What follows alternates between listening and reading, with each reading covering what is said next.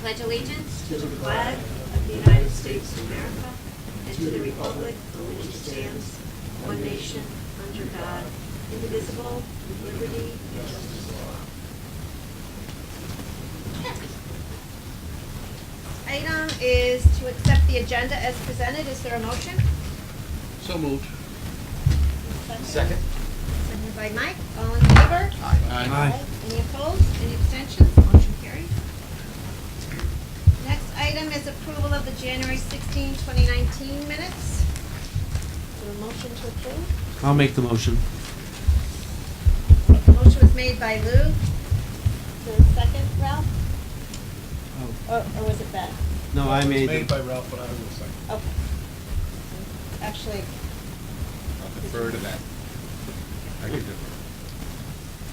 so the motion was made by Ralph and seconded by Ben. All in favor? Aye. Any opposed? Any abstentions? We have under correspondence and communications, we have from our Clean Energy Task Force, Andy Bowers going to do an update for us. Andy?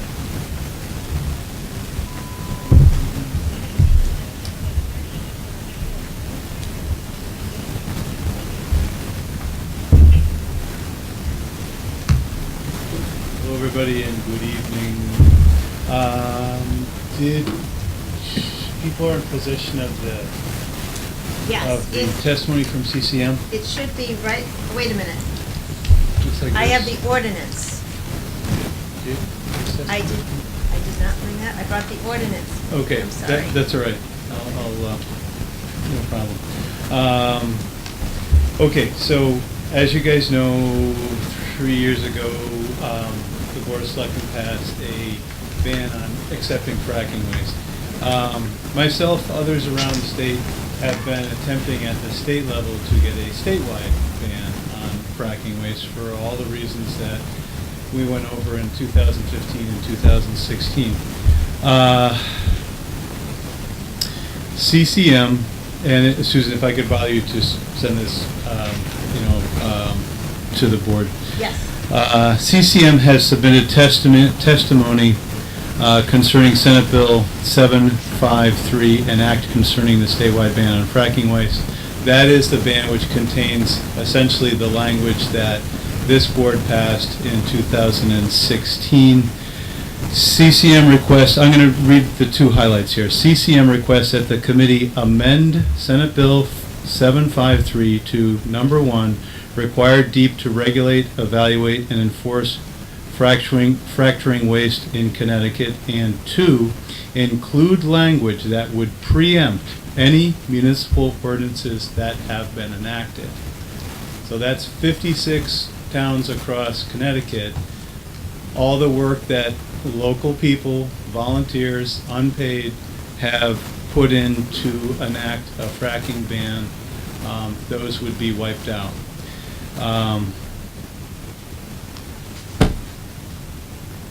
I'm not really sure how to politely express how I feel about that, but I'll try. We're talking about an organization that calls themselves the Connecticut Conference of Municipalities, and the rest of this testimony indicate, they make several statements like this being a hardship on the towns that have enacted the ban. I'm not sure where that's coming from, but if the CCM is purporting themselves to represent towns across Connecticut, and we are the 4th town in Connecticut to have passed a fracking ban, and our first selectwoman is a past president of CCM, one would have thought that CCM would have contacted the Board of Selectmen and said, hey, we're thinking of this, which you've already done, and it's going to impact what you've already done, and what do you think about that? And to my understanding, there's been no communication from CCM. So I don't know why CCM would make such a move. Anyway, that's the second, so that's my beef with the second part of their testimony, that would preempt municipal ordinances. The first one, they're asking DEEP to regulate, evaluate, and enforce fracturing waste in Connecticut.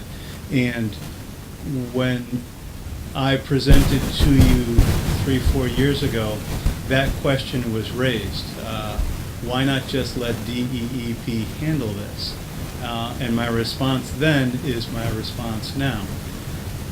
Because of the nature of the chemicals that are used in the fracking, the extraction of oil and natural gas, those chemicals being exempted from regulation by several federal laws which we enjoy, like the Clean Water Drinking Act, Safe Water Drinking Act, Public Right to Know Act, 4 or 5 others. Those chemicals, again, forgive me, it gets a little complicated. Those chemicals are exempt from federal regulation. So let me kind of explain it this way. If anybody in this room had a business where we dealt with any of those chemicals, we would have to jump through all kinds of hoops and document all kinds of safeguards that our business would, by law, have to put in place.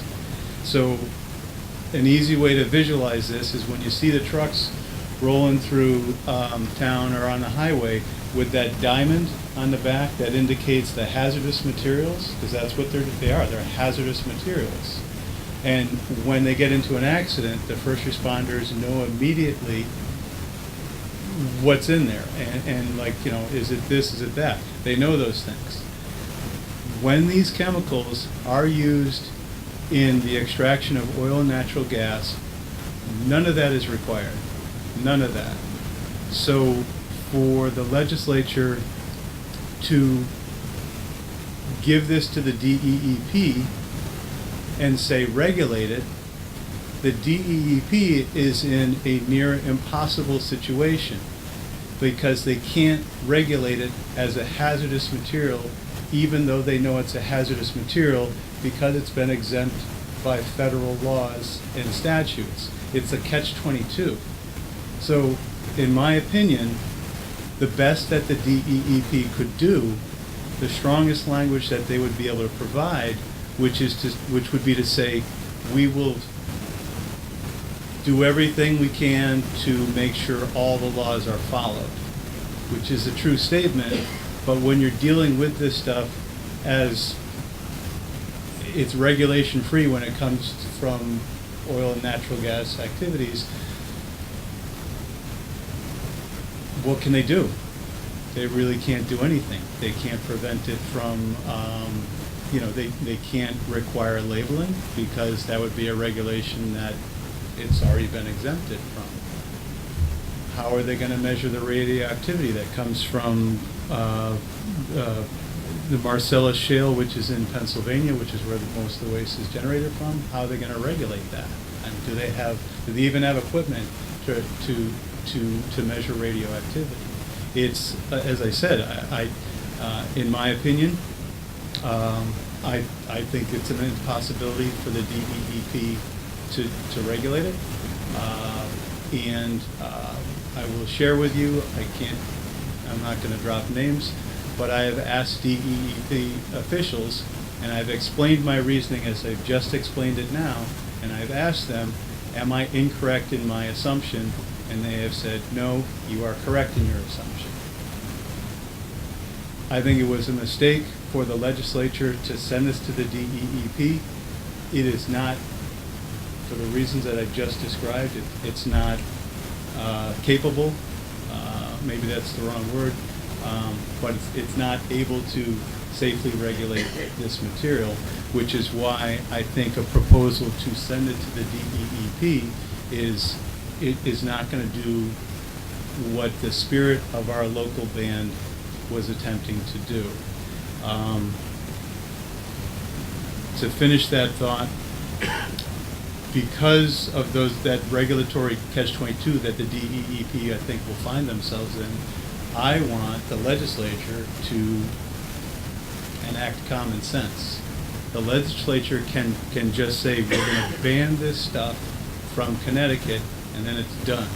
And then the DEEP doesn't have to do any bureaucratic cartwheels to try to deal with it. I've said before, I'll say it again, I love the DEEP's mission. I think those people do fine work. The DEEP is under-resourced, understaffed. Even if this were to go through, I mean, how would they enforce it?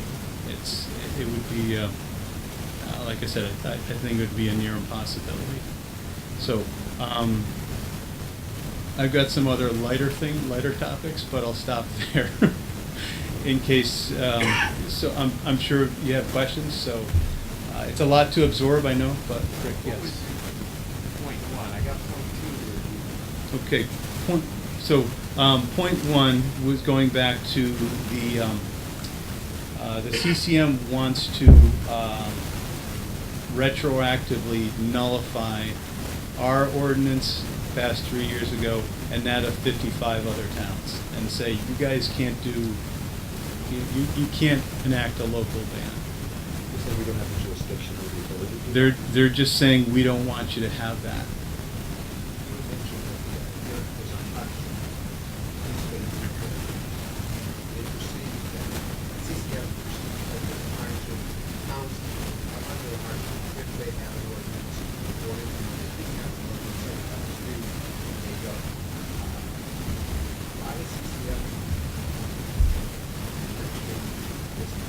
What is the hardship?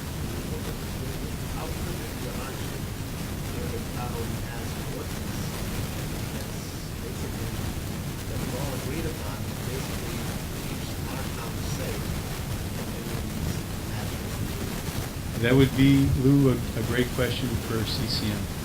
My only guess is that, I mean, I have not heard of a hardship, but the way, for those of you who know me, I tend to work in analogies, okay? So if you've got something that the fracking industry really wants to get rid of, because they make 1 billion gallons of this waste every single day, pretty much. And so they don't know, they're running out of space and they want to get rid of it. So they're probably offering it, like literally giving it away. So if you had like fill material which was contaminated, and you could say to a town, we've got however many yards you want, and they're using it on a construction project, the towns might say, well, okay, sure. But the analogy that I use is, we value quality. So if we go out to a restaurant and we order a really nice steak and it costs us $40, would we then say, oh, go ahead, put some arsenic on that and charge me half price? We just wouldn't do that. And so I think there's something fishy going on here. And so what I would ask this board to consider is to send an official message to the CCMC and tell them you don't want them overstepping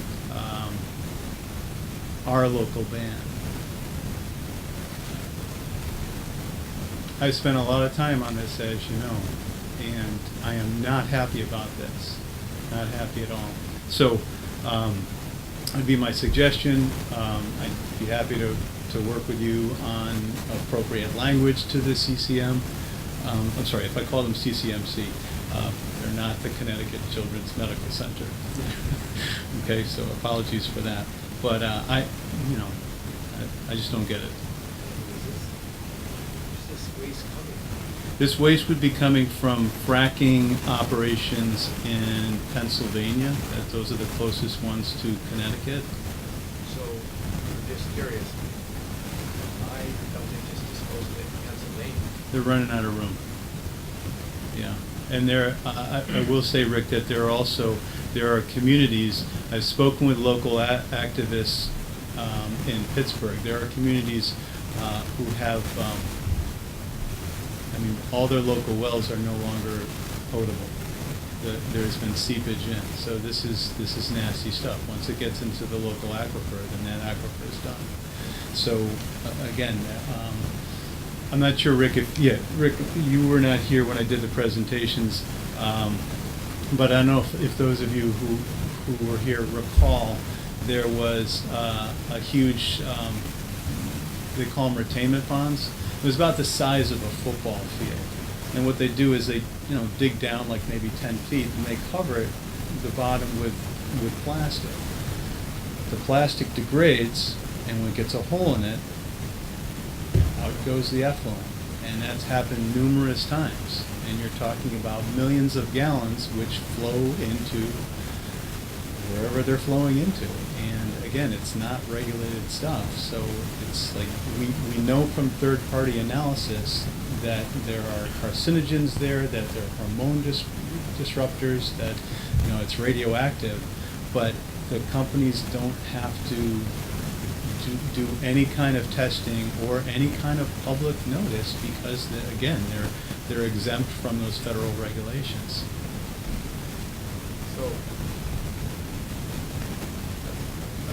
why would a town here in Connecticut want to take that, or would it be like a private individual might get paid some money just to let this effluent product waste be disposed on his property?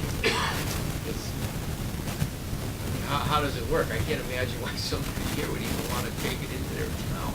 Yeah, well, I'm with you on that. But if you've got a lot of acres and you could make, let's say a couple grand, yeah, some people would say yes to that, I guess. That's as generous as I'm going to get. So is there anything, obviously you've talked about this situation where they're gonna reverse our legislation. What about, is there anything at the state level trying to just do a general ban? Well, yeah, sorry, Ralph. So Senate Bill 753, and Susan will get the CCM testimony to you, and obviously I encourage you to give it a scan through. It's interesting logic. Senate Bill 753 is an act concerning the statewide ban on fracking waste. So when I went to the LOB on Tuesday, I spoke in favor of that, as did 20 other people from around the state, asking the legislature to, once again, because this is not the first time we've asked for a statewide ban. So just pass it. It mirrors our language. I will say the difference between what the DEP right now has on a moratorium for fracking waste is good, but the ban that we passed is more comprehensive, and that comprehensive approach to banning stuff from fracking and oil and natural gas extraction is more comprehensive in Senate Bill 753. Question. Sure. If someone is going to store fracking waste on private land or it's going to be taken by a town, does Right. it have to be listed, registered, advertised, and people in that town are able to know about that? Or is that language? Right now, that would be illegal because of the moratorium. The moratorium would cover that. So we're hoping that at least the moratorium is kept in place. It was enacted in 2014. It was supposed to be 3 years. So we're 2 years beyond that. Now the language or the understanding is until such time as the DEP comes up with these regulations, which I just talked about that. So, but yeah, that would be that would not be allowed. So the idea behind our local ban was to do something more comprehensive and preemptive to whatever the state does. We did, again, just to go back, I don't think anybody ever imagined that the CCM would be the driving body to try to overturn what we did locally. That was never encountered my radar. I put Collins to this Don Ramsey. Sure. Sent her our ordinance, and she hasn't gotten back to me yet. Well, Susan, I thank you for doing that. I think I'm hopeful with that phone call that CCM, I don't mean to sound confrontative, but I'm hopeful that they know that people are now onto them, right? Because I did not see a CCM representative at the hearing, and I sort of expected that they would be there, because if they're looking to amend this, you show up in person or you talk to the chair, and I didn't see them. So hopefully, again, they're alerted to the fact that the Portland Clean Energy Task Force chair is not happy with them. I can tell you that if you remember Jen Siskin, she's the woman from Glastonbury who, this is her cause. She's been working this for years, and Jen shared with me that there's a number of mayors, first select women, first select people who have select people in governing body officials, leaders of town leaders from a couple of towns across Connecticut. Actually, she listed half a dozen. They've gotten wind of this. They are not happy. You know, no one's happy about having their own rule taken away from them. So that's good. That's all good news. Yeah, sure.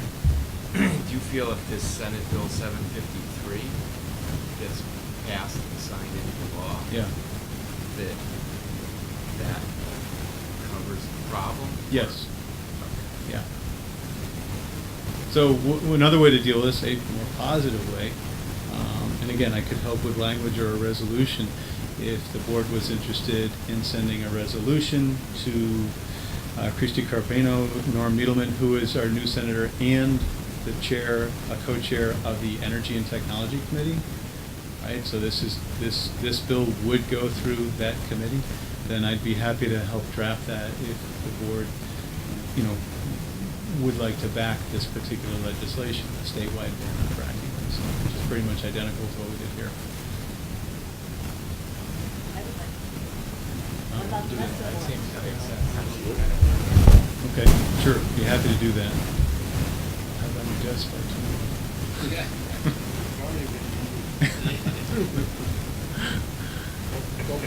Don't be late, right. So anyway, thank you. On a lighter note, more positive, we have had our Warren from Ross Solar has gone down to the sewage treatment plant and scoped out some possibilities for a solar array there. Sewage treatment plant has a number of challenges, shall we say, but Warren's going to work up some figures, and I imagine he and Bob Shea will sit down. I'd like to be a part of that if I'm available, but the important thing is for Warren and Bob to sit down and just kind of look at what it says, crunch some numbers, kick some ideas back and forth, and then I can have some more to report to you on that. I've also reached out to the Board of Ed and just made the offer that if they also want to investigate any of their facilities, whether it's school buildings or open space, whatever, not necessarily open space, but space that's not being used, and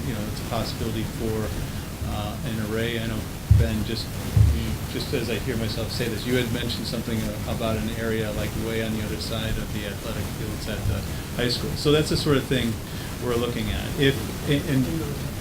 Right. So my thought has always been, and sometimes it's gone in fits and starts, but identify these areas which everyone says, okay, yeah, we could do it there, and then maybe do a little bit of preliminary work. So when financing mechanisms become optimal, then you're in a position to go ahead. We could go ahead if something were to be put together maybe in the next few months. There's a possibility we could get in with the present round of financing. Things are in a little bit of flux across the state of Connecticut, but if you have your plans and you've got a quote, you're that much farther along the pipeline, and that doesn't cost us anything to do. Ross would be able to help us with those things and provide quotes and some solar engineering expertise, if you will.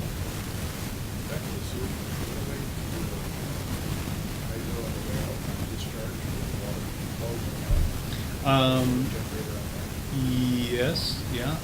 Ross is probably not the people to do that, but I have heard of situations like that. And Ben, you want to describe that?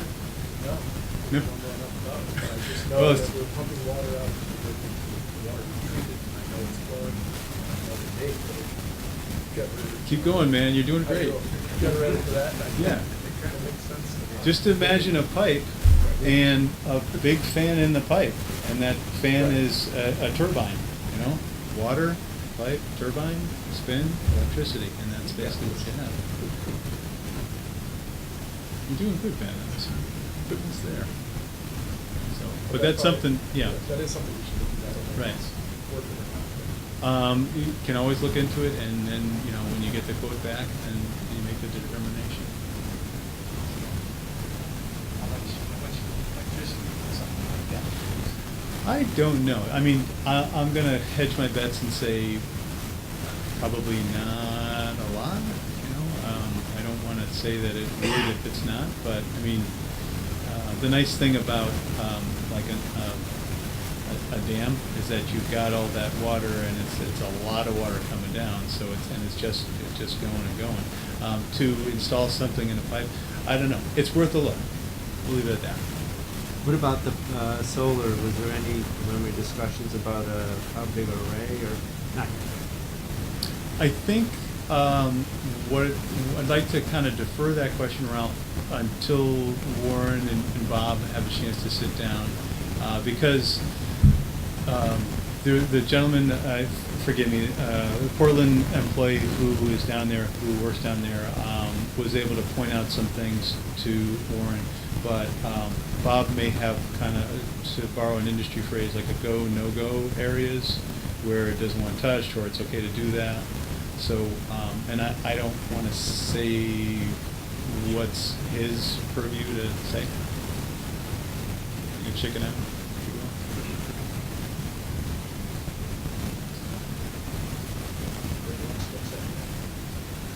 There is a parking lot there, there's a big lots of Get that, I think the parking lot is huge, so that you don't lose the parking lot. I was thinking possibly cardboard type structures to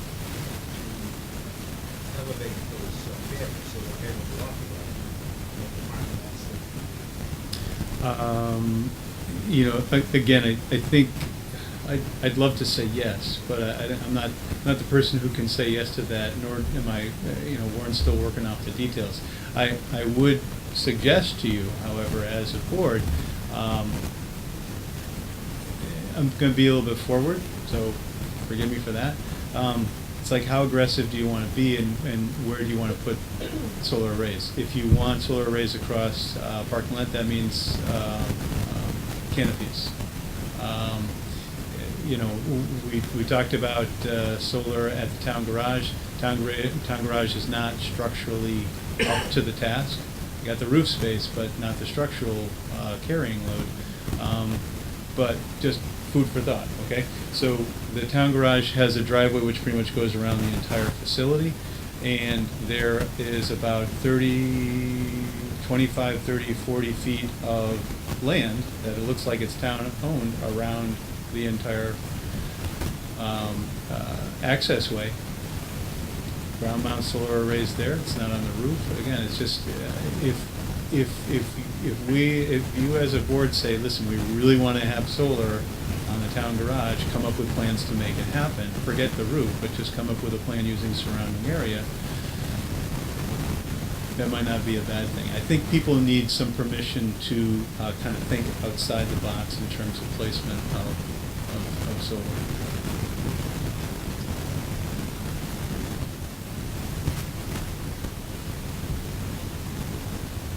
Good. Thank you very much, as always. You guys are great. Thank you. Also, under communications, I just wanted to go over with you some information. Second, that you have. There's a new recruiting brochure from the fire department that included. The grant list is completed.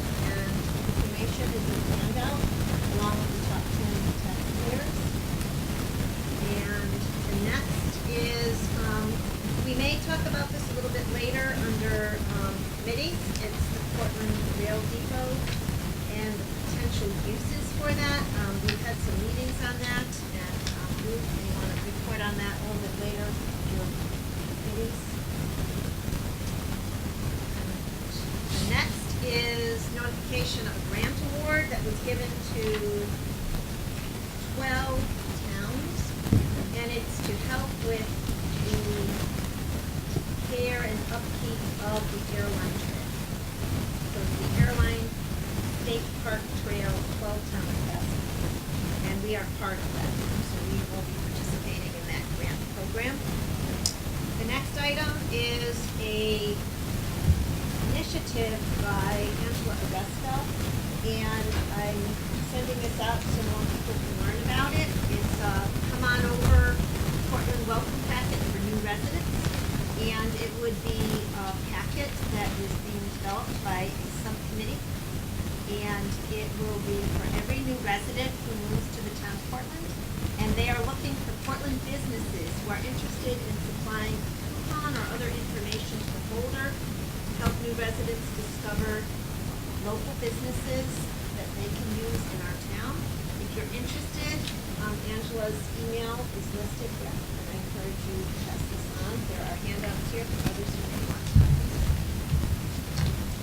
And then I have already given this to you. I think Michelle may have emailed it to you, but I made a copy of the budget workshops and the draft of the various departments that will meet on the various dates. Any questions on that? I think we will go over that under.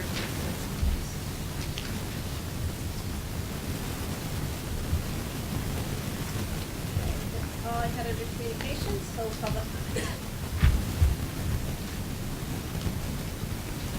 Go.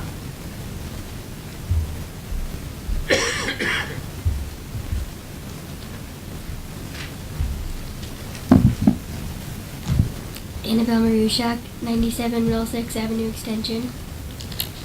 So as you may know, it is 2019 now, and usually new years mean new starts. And this is now the third consecutive year that Rocky has been in a confined area, not being able to interact with the outside world. I'd like to remind everyone about some important reasons about, first of all, why Rocky should go home, and why Rocky is being so unfairly treated. I'd like to bring up once again that two of Portland's police dogs have attacked two innocent people, one being a 5-year-old child, just getting off her school bus, and the other being a woman walking down the sidewalk outside the police station.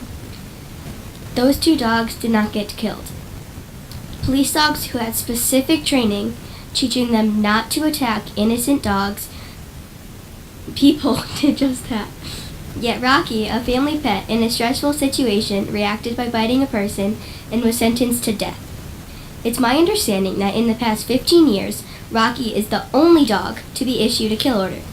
While I realize you were not the first Selectwoman, Ms. Bransfield, at the time, the police dogs committed those attacks, and neither the ACO or the Selectwoman at the time found any reason to issue kill orders on any other dog bite incidents. Why is Rocky's case so different?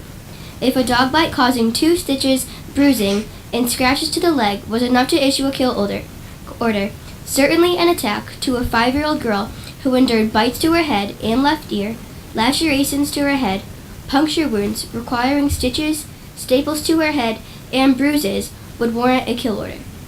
What suddenly changed from that 2002 event to 2019? I have heard people on this board afraid that if Rocky were to be released, he might hurt a child. Well, a dog has hurt a child, and that dog was not only allowed to live here in the town of Portland and be kept in service. I'd like to remind everyone that many town meetings ago, Mr. Bell gave all the selectmen and women his phone number and a date to go to his house to see where he would put in a fence and put in other safety precautions. Disappointingly, those 6 out of the 7 selectwomen and men took down the phone number and date. All didn't show up, nor tell Mr. Bell they were going to show up. Rocky is a dog who doesn't understand how our legal system works. However, I would hope you guys do. The lawsuit currently in Superior Court is listed as Paul Bell versus the town of Portland. It is my understanding that you, Mrs. Ransfield, are the representative of Portland, and therefore, this is between you and Mr. Bell, and you have the power to stop this right now. You are one of the few people that has the power to end this, and I still, truly, from the bottom of my heart, don't know why you haven't. But I hope you do very soon, because this just isn't fair. I see that on tonight's agenda, there is an executive session to discuss this matter.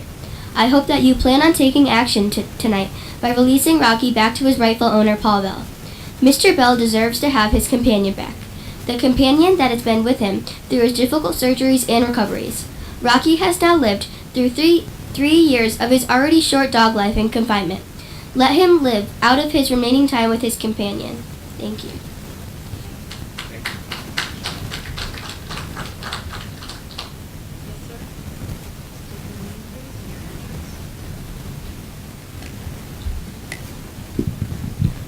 sir. Aaron Skelton, 170 Great Hill Road. Sorry, I haven't been to a few meetings. That pesky thing called work gets in the way of life. This is kind of old news. I think some of you know who I'm talking about. I'm not going to name names. His father's a neighbor of mine. I go check up on him. And a while ago now, he was a little distraught. His son had a pretty bad accident, now paralyzed. He was in the hospital, I want to say like 2 months. Self-employed, underinsured, obviously having a rough time. His father, who's on fixed income and is the only other family he has, had to pay like $100 or something for a building permit in town to put in a handicap ramp. I think that's maybe something we could look into. Give people free pass for something you ultimately can't deny them anyway. Just a thought I had. Just the second thing that popped in my head listening to the solar stuff is we have a giant pile of contaminated dirt that has a southern face at the new park. I'm not sure how many square feet that is, but if you're looking for a plot, get some sunshine, that might be something to look at. Lastly, Paul Bell has a fence.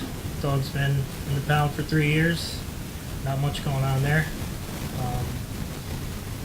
It's a small town. People talk, and it gets everywhere. And I'm sure what we hear is like the telephone game. Nothing's true, but I heard some people had issue with the fence because it's too short. Not concrete footing under it. Paul Bell's backyard is granite with a layer of grass on top. I don't think we need to dig that up to put concrete in. And if the fence is too short, I'm here saying it right now, I'll have a 12-foot fence there tomorrow if he gets a dog back. So if anybody's trying to use that as an excuse, it's not going to work. Just keep that in mind. And I don't mean to be rude, but I'm working.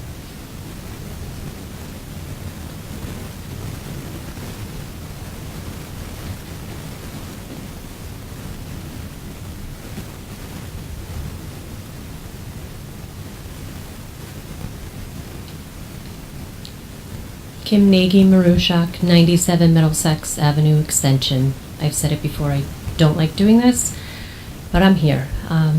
Good evening, and thank you for listening to me once again. I'll try to be brief. I know there's a lot to get done tonight. I have to say, I think that I'm mostly just shocked that it is February 2019, and we're still here discussing this topic, which has yet to be resolved regarding Rocky. And I have a few important points I'd like to make, or maybe reiterate. It's been implied to me that perhaps Rocky hasn't been released back to Mr. Bell because members of this board are apprehensive to do so, feeling Mr. Bell's home may not be thought of as the best placement for this dog. As it's been pointed out in a recent memorandum that I read, this board doesn't have jurisdiction over certain matters, such as land use decisions. So then, why would it have jurisdiction to decide if a person can have a dog back? I'd like to point out Mr. Bell could go out tomorrow and adopt 3 pit bulls from a rescue organization, or as many people still do, walk into a pet store and come out with a puppy, most likely produced in a puppy mill. Those people aren't told they need to put up a fence with concrete. Though you need a license to fish, there's currently no law stating that people must jump through any series of hoops other than producing the money required to purchase the dog and then register the dog at town hall. If Mr. Bell is being held to an arbitrary higher standard, then this will become the new standard, the new precedent by which all current and future dog owners in Portland will also need to be held to. Any future dog bites inflicted would be expected to be handled in the same way, or you risk these decisions being perceived as unequal enforcement and favoritism, and I'm sure that you don't want that. I urge you to think about this as you meet in executive session tonight, and I urge you to make a sound decision which you can defend as objective and unbiased. How you proceed will impact public perception on this board. I certainly hope another dog bite incident like this doesn't happen, but I do know people will be watching closely as to how any future dog bites are handled. Thank you.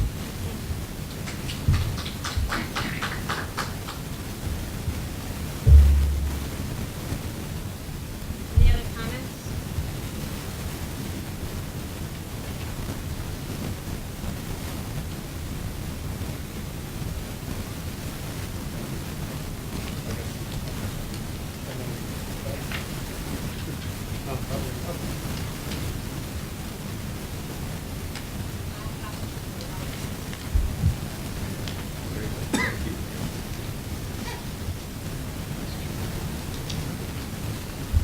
Melissa Garrier Saturday, 111 Collins Hill. And what I wanted to come in tonight is to find out how to file a formal complaint against the Ethics Commission. I've given everybody a handout. If anybody else wants it, send me a private message on Facebook. I'd be happy to provide it. If we look at Article 5, Section 1-17, Duties and Powers of the Commission, the PDF, it's page 8, it starts on page 18. It's page 250, I think, of the full ordinance. But anyways, you're going to see some areas that I've blocked to bring your attention to them. There's supposed to be meetings at least quarterly. It's according to the website, the town website. They don't happen. Can't find anything. There's supposed to be an annual report that's according to our code of ethics. There isn't one. The last one that's there, while on the site, it says it's 2014. It's actually 2012 to 2013. So, I don't know about you, but that seems a little outdated, in my opinion. There's, on page 251, page 19 of the PDF, it says they're supposed to systematically and regularly evaluate all significant aspects of the administration and implementation of the ordinance, which shall include an annual review of the full scope of the operations and procedure of the Commission. This evaluation shall ensure that both the public and all town representatives are provided an opportunity and are encouraged to participate. Can't find anything. Can find a lot of meetings that are canceled. Can't find any minutes of the meeting actually taking place. I did find, though, if you turn the page, in the 2012 to 2013 annual report, the Ethics Commission chairman goes on to say, he gives like a synopsis. In the third bullet point down, he talks about a recommendation, and there's a mention of a slideshow or a presentation. Again, can't find it. Would love to see it. But the long and short of it is, it's not transparent.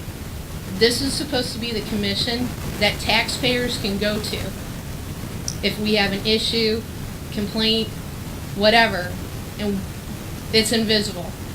This is a group of people that are put in place, I believe, by you all. And we should be able, the public, the taxpayers, should be able to go to meetings and ask them questions and learn more about what they do. Because right now, it's all smoke and mirrors. I don't know what they do. So I need to know how to file a formal complaint. Who does it go to? Because I'm certainly not going to file an ethics complaint. So I know that there's no back and forth, but I'll follow up an email. So if I could get some direction from that, that would be wonderful. And lastly, I would like to also support Mr. Bell in his quest to bring his dog home. This has gone on long enough. And you're talking to somebody who's had to deal with problems with this town since 2003 off and on. What he's going through has got to stop. Who had a problem with the dog? Oh, do you want to go ahead and talk about the dog problem? Because it's a HIPAA thing. Do you want to discuss it? Do you really want to talk about it? Didn't think so. So, with that, thank you for your time. And again, I'll follow up an email.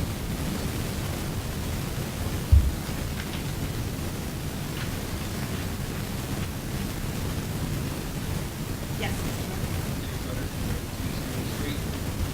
I'm here tonight because I'm friends with Paul, and the young lady was here. The lady with the glasses was here, and she said about, holding stuff to a standard. I have a dog issue. We all know what my dog issue is. The owner of the dog that we're having an issue with now, his previous dog, 4 years before that, actually attacked me in front of my house, and we called the dog warden, and it was put down because it had bit multiple people, and then he was allowed to go out and get another dog, which is the dog that we're having an issue with now, that isn't actually pet friendly. So, like she was saying, it never stops anybody, and we hold people to a different standard. Because McGinn, the person that passed away was McGinn. Can I just interrupt a minute? As Kim pointed out, you can, by law, get a dog.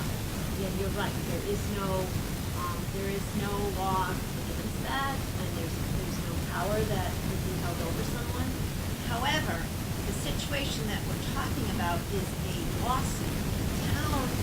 The town's decision was appealed. So it's not a matter of, it's a matter of a settlement of a lawsuit Mr. Bell has filed against the town. And at some meetings that some of you were not here, I had announced that the selectmen, by consensus, had said they do not want to put it on file. And as part of it, and I just finish, you're right, Mr. Bell. But what I wanted to say.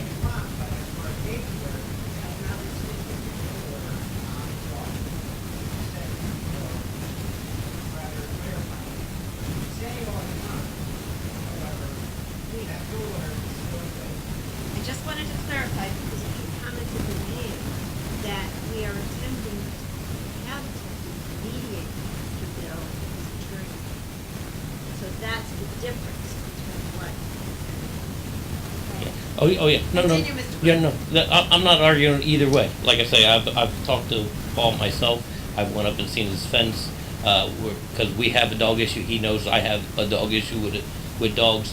But just because the young lady said about the other dogs, the dog that I'm having an issue with now is the owner of that dog previously had a dog that attacked me. So he went from one vicious dog to another dog where it was. When the dog warden put that dog down and he went and adopted another dog, they didn't go back and say, is this dog vicious too? Because most dogs aren't vicious, don't have a vicious disposition unless the owner makes them that way. If you get a young dog, a dog isn't vicious by nature of disposition. It's taught that. So My understanding is there's no law that says you or anyone, John Doe, can go out and buy a dog. Right. Whether or not that person has been, or the person's property, the dog, has in the past, as you pointed out, they have been an attacker of a person, and then as you said, this particular case, the person had the dog was put down. Yeah.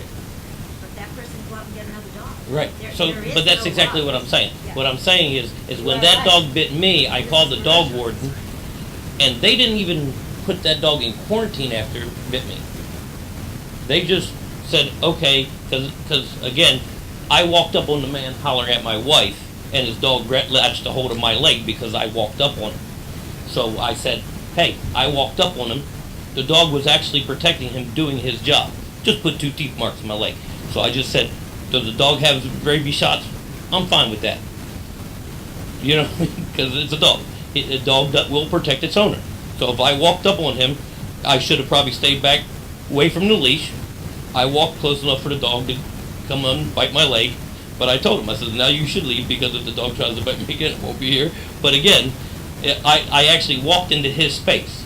So it's another thing that I'm trying to say is, if you go into somebody's space and a dog attacks you because you're in their space, it's personal responsibility is what I've been trying to talk for the last 2 years about, even with my dog issue I'm having, where people go into people's yards or walk right next to it, and if they're afraid of dogs and they throw stuff at a dog in their yard, any dog, whether it's his or mine, you're antagonizing something, because a dog has no hands or can say stop. So if you start throwing a stick at a dog or hitting at a dog in a yard because you're walking by, because you're definitely afraid of dogs, you're antagonizing that dog to bite you. I mean, because the dog ain't going to go away. The dog's in his yard. It's his yard. So it's somewhat that I'm saying that you have to have a personal responsibility, whether if you're afraid of dogs and you have dogs that, in Paul Bell's case, they're walking a half a mile one direction when there's a walking park a quarter mile in the other direction. And then they come, and then after his dog was taken, they still walk down with a dog across the street that they were howling at the person across the street. Same problem I have. I live right across the street from the town hall, and my dogs bark at everybody. And there's people who are definitely afraid of dogs. And they walk by and they go, well, your dog's barking at me. I'm like, well, there's a sidewalk going the other way. If you're afraid of my dog, either come visit my dog and see my dog and he'll stop barking at you, or he might lick you to death. But if you're afraid of him, walk the other way. It's a personal responsibility to yourself and not everybody else. It seems to me that we're giving other people more rights that takes other people's rights away. So we gotta, you sooner or later have to say, hey, you can't give somebody more rights and take somebody else's rights away. I was putting my groceries away, and the lady started screaming at me across the street with my dog issue. When I called the cops, I was like, look, they're harassing me. She lives 2 miles mile down the street, and she's standing in front of my house cussing me out because I was unloading my groceries. And I'm like, this is ridiculous. And they go, well, we really don't want to deal with her because she's crazy. I'm like, well, then why are you telling me that I can't, I'm like, wait a minute. So it's like she's screwing me, and I'm like, what do you mean? They're harassing me, and you're not saying they can't harass, that I have no rights in my own yard.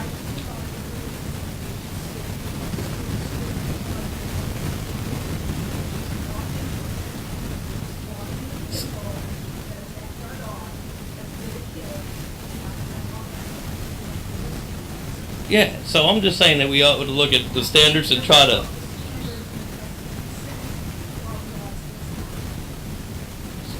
And we got to hold people to the same standards. If you can't say that you can't holler at one person, well, the other person can't.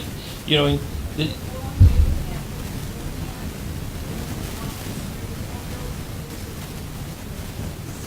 one at a time.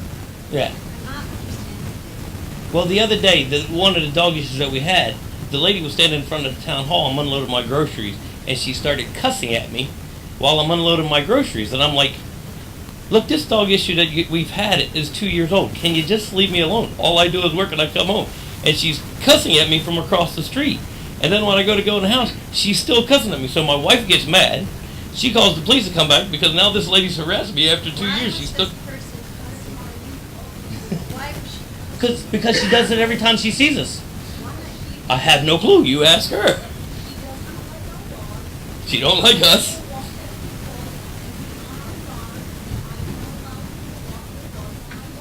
So she.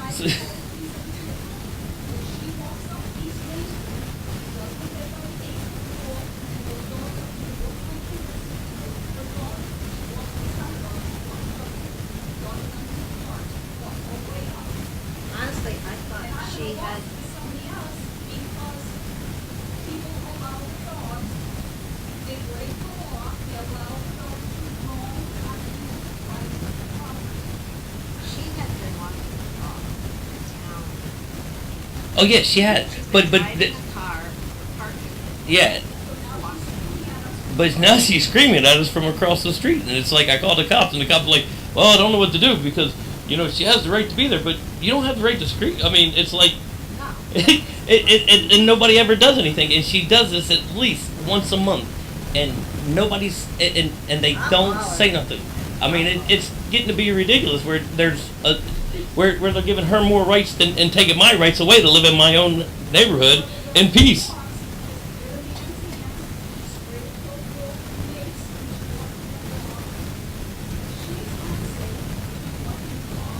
That you can't handle.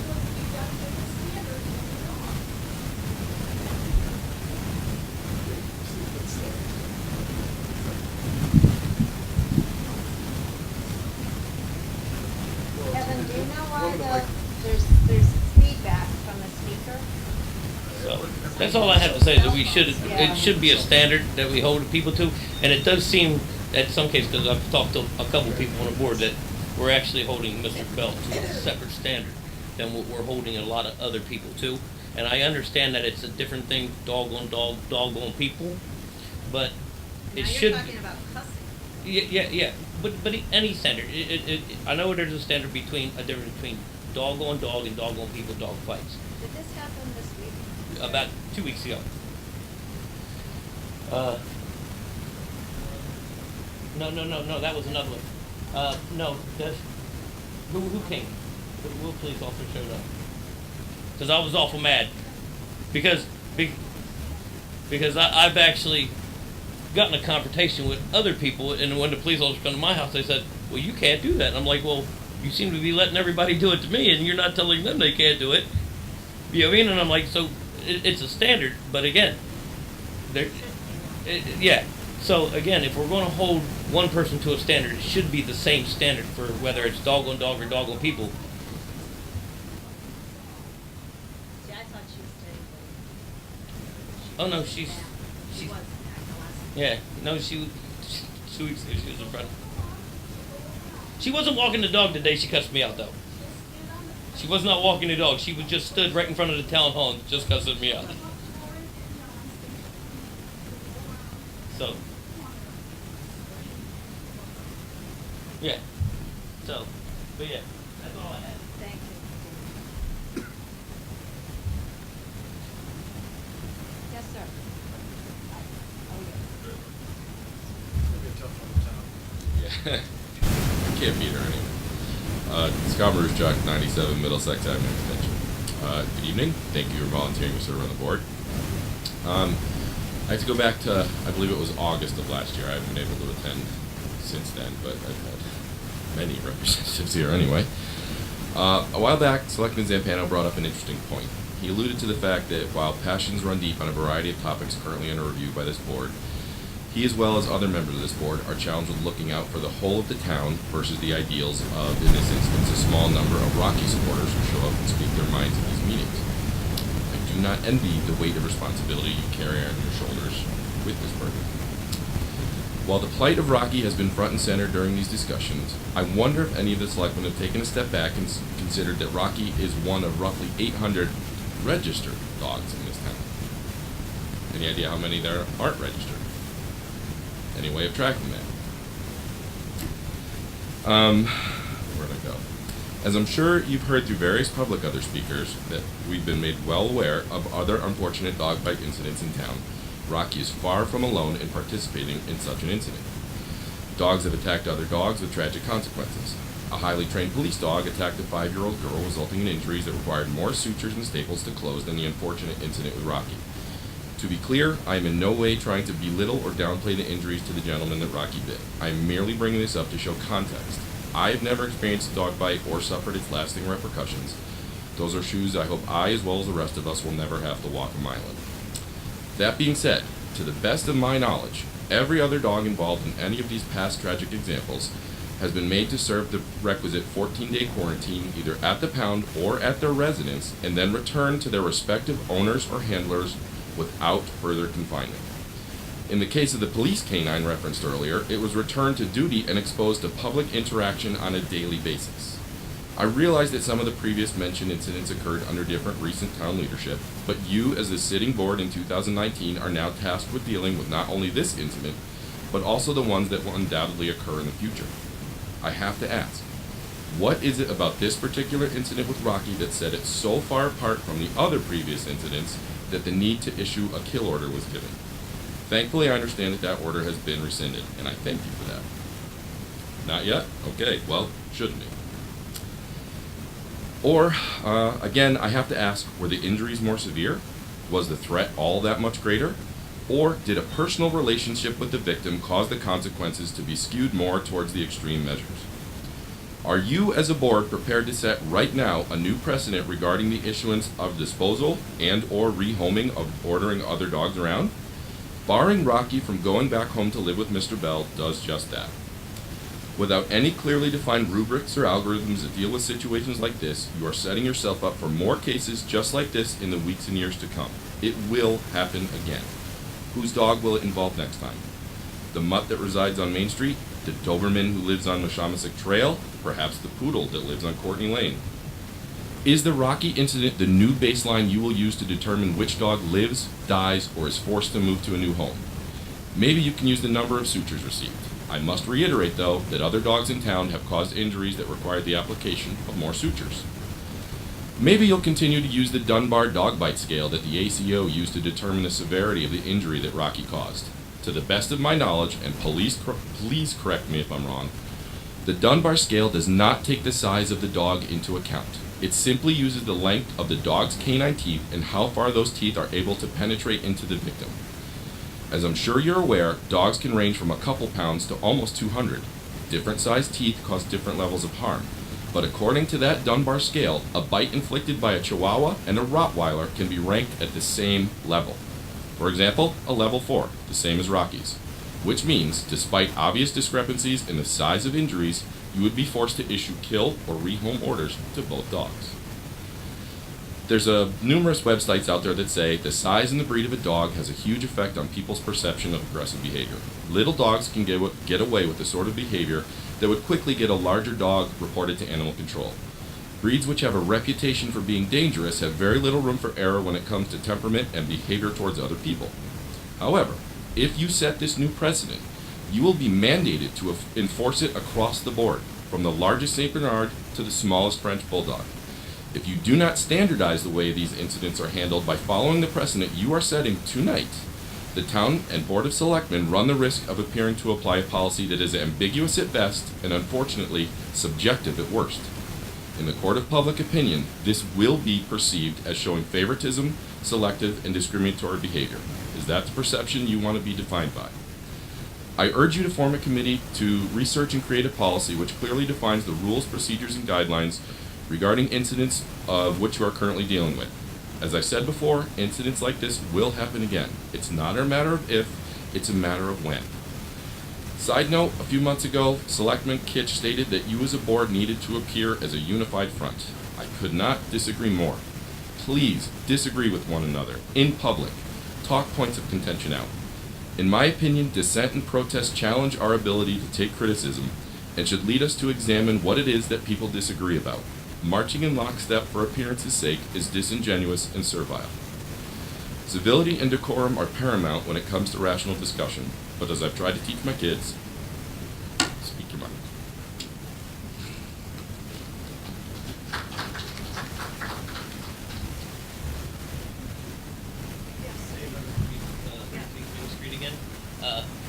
Because he just brought up a point. There's 800 dogs that are registered. Me and my wife have went through all these laws and all this other stuff, and one of the responsibilities of the dog warden is to go through the records and see which dogs have been registered, which dogs have not been registered, and actually drive around town, and if she notices dogs that aren't on that list, actually do this. But one of the responsibilities of our dog warden is to clean the police department every day. And so to clean the police department or keep track of dogs and do the other duties that she's supposed to do as a dog warden, one of them probably isn't to clean the police department, while she could be actually making sure that dogs are registered and doing the duties that the dog warden are supposed to do that are probably getting missed because she's, instead of doing those duties, she's a janitor to the police department. And so I think she cleans the police department. I'm not sure she cleans any other places, but I do know she cleans the police department almost every day. And she has many other duties to do other than be a janitor to the police department. I'm pretty sure that we have people who actually clean our town buildings that probably would be better suited to clean the buildings while she was able to do her dog warden duties. Because that's what we're paying her to do, and it's not be a janitor. And maybe that some of this stuff would be not overlooked if she was able to do her duties that she was actually hired for. So that's just because he brought that up. I do know because they are supposed to go every year and look at all the registers for dogs and actually make rounds around town and see if there's dogs aren't registered, you know what I mean? And check in on people that she might know that don't have registered dogs. Because I know that I've missed my registry for a couple months, you know what I mean? And then I go in because, especially because of the lawsuit, you're like, oh crap, I forgot about that. So, but that is one of their duties, but I don't think that they're all her duties are being done because she's actually spending a lot of her day cleaning the police department and not being able to do her duties.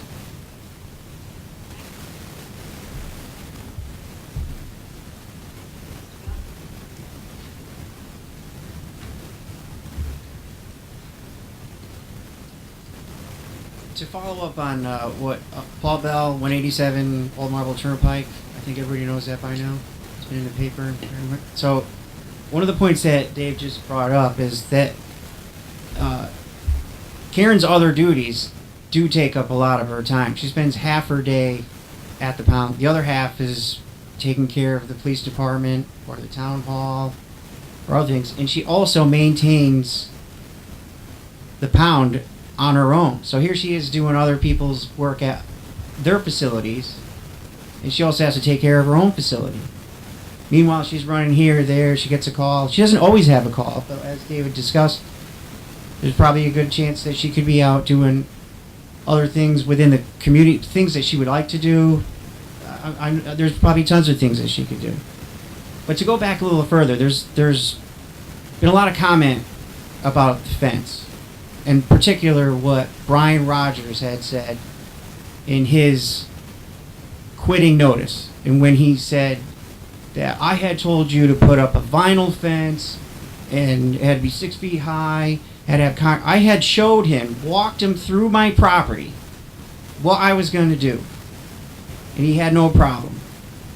And then once he met with Susan, Carrie Olson, and the Demarest, that's when after I have it in my email, the text that I received from him, he said he no longer wished to participate in this whole procedure.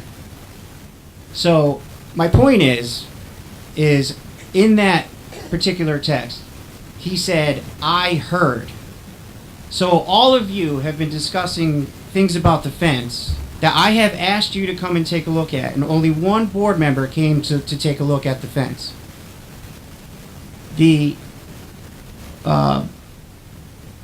What Brian Rogers, he said he heard. He never saw the fence that's there in place. How could he say that there's something wrong with the fence? He just said that I didn't follow what he said before, and he didn't give me any written guidelines either. He never saw the fence. I don't know how you can go by judging what people are saying when there's no, he hasn't seen it. Is that how you're going to do things in the future? Just go by hearsay? That just seems crazy. The other thing is, I had Mike Shikashio come to. Mike Shikashio is a certified trainer. He's a well-qualified trainer.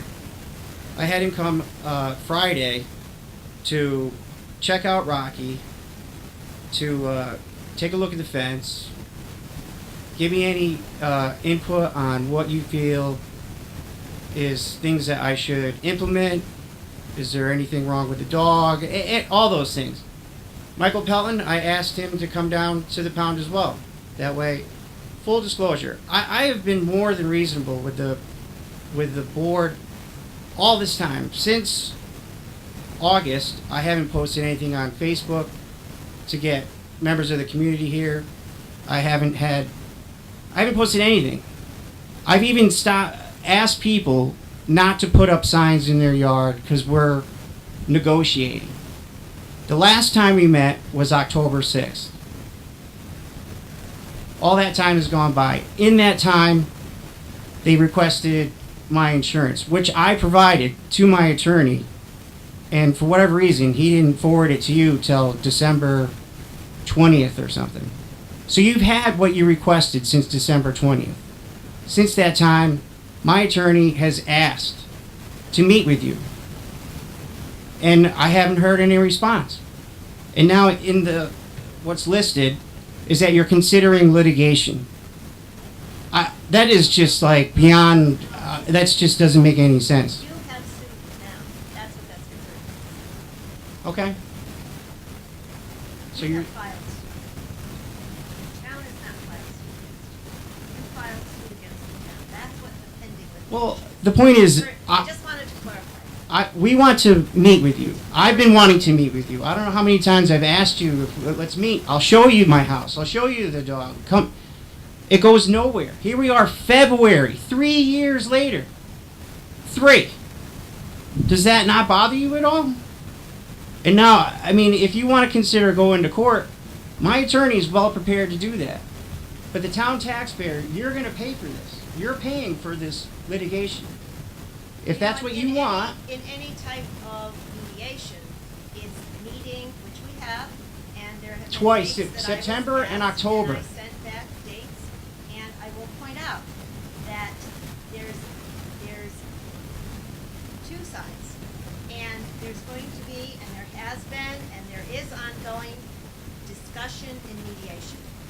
You want certain 1, 2, 3, 4, and the town may not agree with that. The town may agree with that. That's what mediation means, but it doesn't mean that one side gets everything that side wants, or the other side gets everything they want. It's a mediation. And we have offered to not put Rocky down, and that was stated publicly. And Right, but the there are kill other order is items still in that place. terms of- You have said that we will not kill the dog. However, the kill order is still in place. So what is it? Yes or no? Make a decision. You guys have had plenty of time to make decisions, and you haven't made any decisions. I don't know where you plan on going with this. I mean, if you want to go to court, like I said, my attorney is more than prepared to go to court. And I am not going to allow this town to set precedents with my dog for other dogs. I care about all dogs. All dogs in Portland, all dogs in Connecticut. This is ridiculous. It's not fair to the dogs. Period. So if you want to be those people that do that, go right ahead. The election is this November, and the people are going to be very aware of how you proceed. So just act accordingly or proceed as you will. My door is always open if you want to discuss, talk with me, meet with me personally, meet Rocky. I've said that time and time again. I'll always meet with anybody. Like Mr. Pelton has gone out of his way on his own without the board. Anytime he has a question, I'll answer the question. I've met with him. I brought him to the house. I've been more than reasonable with everything that I have done. But I've actually held people back from posting signs. It just dumbfounds me. Where do you plan on going with this? So proceed at your own will. If you have any questions, oh, by the way, that's the 5th time Rocky has been reviewed by someone to check his behavior, whatever. I mean, what do you want? You want 5 more? I will do that. So I don't know what else to tell you. I got nothing else. It's up to you. Proceed. You got it.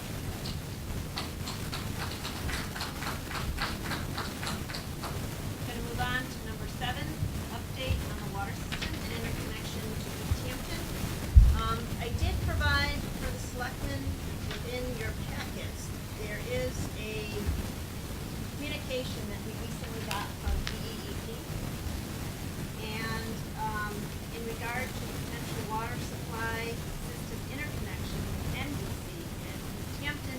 way of the town of Portland.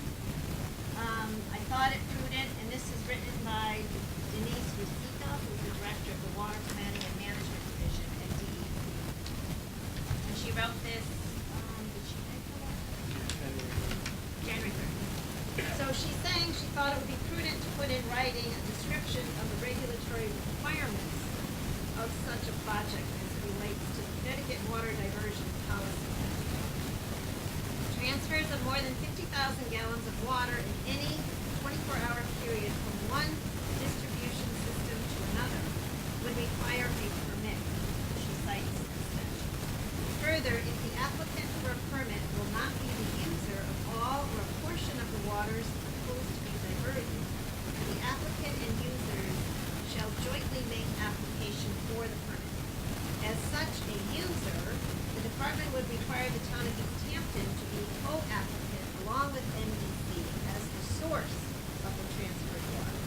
Further, if and when additional information is provided regarding proposed transfer conditions, locations, and configurations, the department will be able to make a similar determination regarding Portland's. You don't have a copy?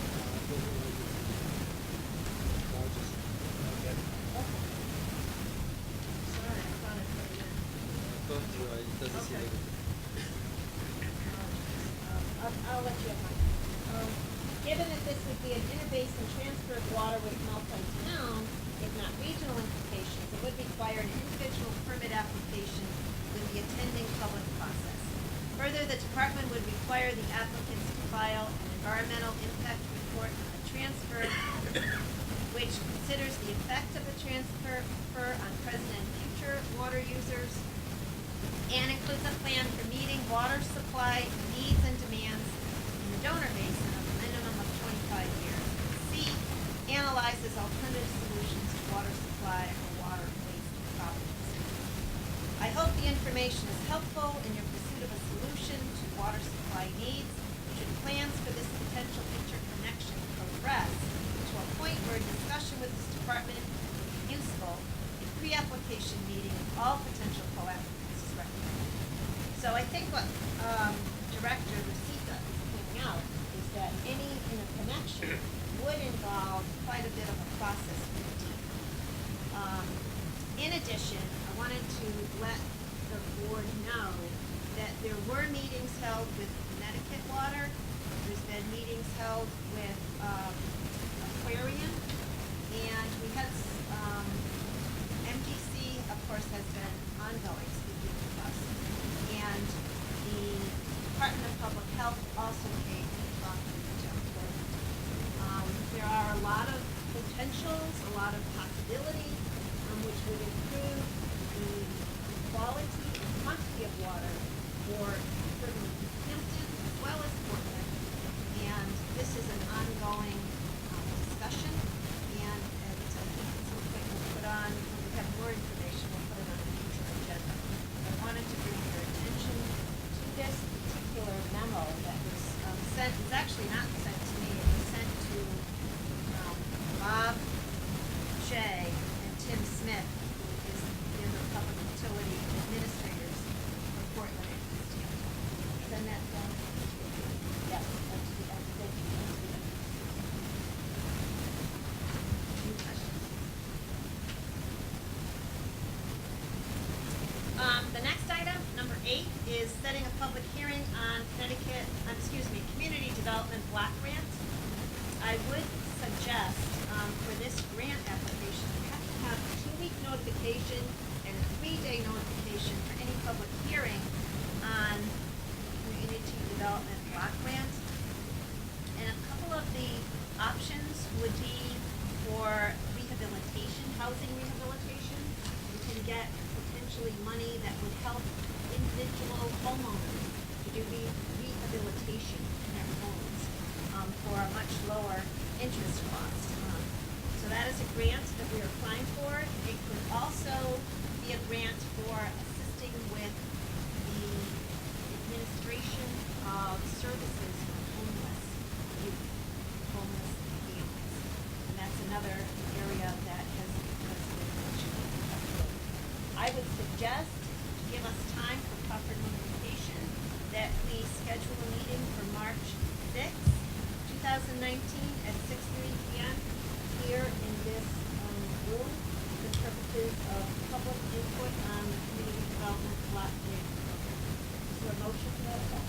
So moved. Is there a second? I'll second. It's possible, Ben, is it possible? I'm not sure. You have to be in either a low to moderate income area. So you may or may not qualify, but that is one of the areas that you could ask. Yes, we do. Yeah. Yeah, I think what we'll notice is, really anything that would qualify under the community development block grant rules. And there are, you're right, quite a few. The motion's been made and seconded. All in favor? Aye. Any opposed? Any abstentions? Motion carries. Update on Brainerd Place. The traffic investigative report came from the Office of State Traffic Authority to the town of Portland. We reviewed it, our engineers as well as town staff and I reviewed it, and we returned the draft report with consensus agreement. So the next step will be for the Department of Transportation to send a final report back to the town, and that will be recorded on the land records. Once that's done, then the bond will be posted by the applicant. It's a $1.6 million bond that would have to be posted, and then the traffic certificate would be filed on the local records. In addition, I have a letter in your packets from the Hart Jarvis Alliance, Revitalization Alliance Incorporated, and they are now a 501c3 organization under the Internal Revenue Code. They thank Mr. Bertram for prompt attention to the stabilization of the Hart Jarvis House, and they ultimately plan to take ownership of the house, which is on campus, protect its historic designation, and preserve and restore it so that it may be used as a cultural, economic, and social resource for the community.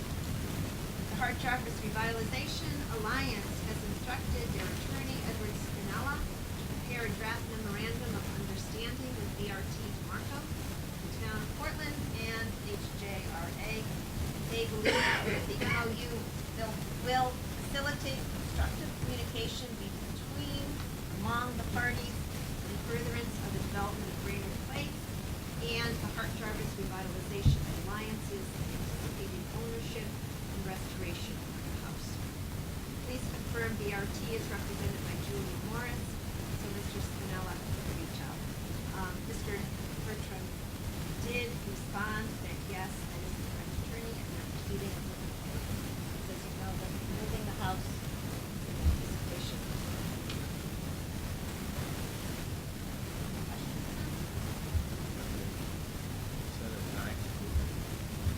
That would be part of the MOU. They don't have ownership of the house. So they need to work with the owner to see how they would gain ownership and how they would attend to the requirements of the site plan in regard to the Hart Jarvis.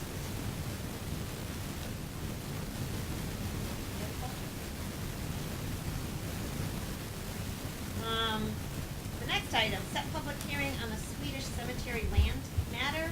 I felt it was prudent to have a public hearing on this matter because it does involve town land that would be given for no consideration to the Swedish cemetery. And I thought it would be important to have that as a public hearing so others could know about it before we actually pay that cost. There'll be, I don't think there'll be a need for a town meeting. I've asked the assessor to determine if the value of that property would exceed $10,000. I'm not sure that it does, because it is not buildable. And in fact, there are a couple of graves on that property, as well as some buildable. So I would suggest on March 6th, 2019, at 7 o'clock here in the Mary Flood Room, that there be a public hearing to discuss the Swedish cemetery land. So moved. Seconded by Lou. Questions on that? I think everybody was discussing this before.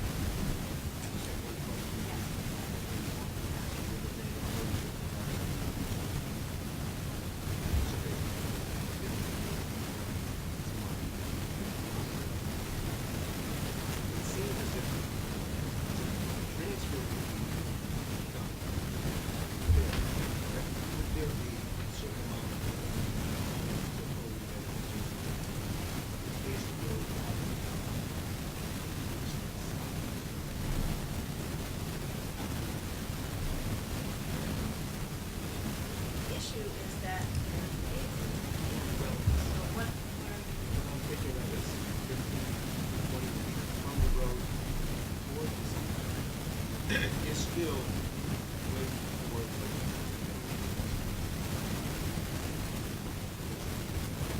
Sure, they wouldn't put what's supposed to be. Or DEP license in their water system. They'll put a piece of land reserved. I don't know.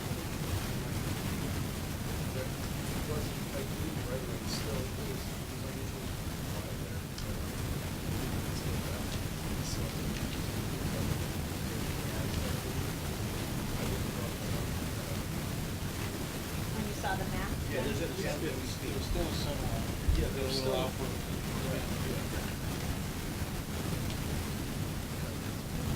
It's not as much as there is now, but you can't really use it. No, and it would be just like if they were to.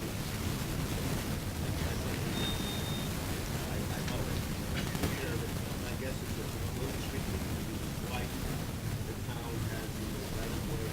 Nice. I don't know. Okay. But it is a high. But I was just saying, using my property, I would have said some of that property.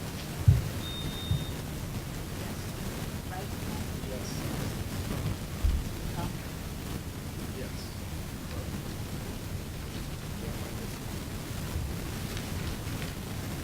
I gave my map actually to, 1 minute, I gave my map to Ashley. She has it, so if you want to know, how you do it. John, do you have a comment?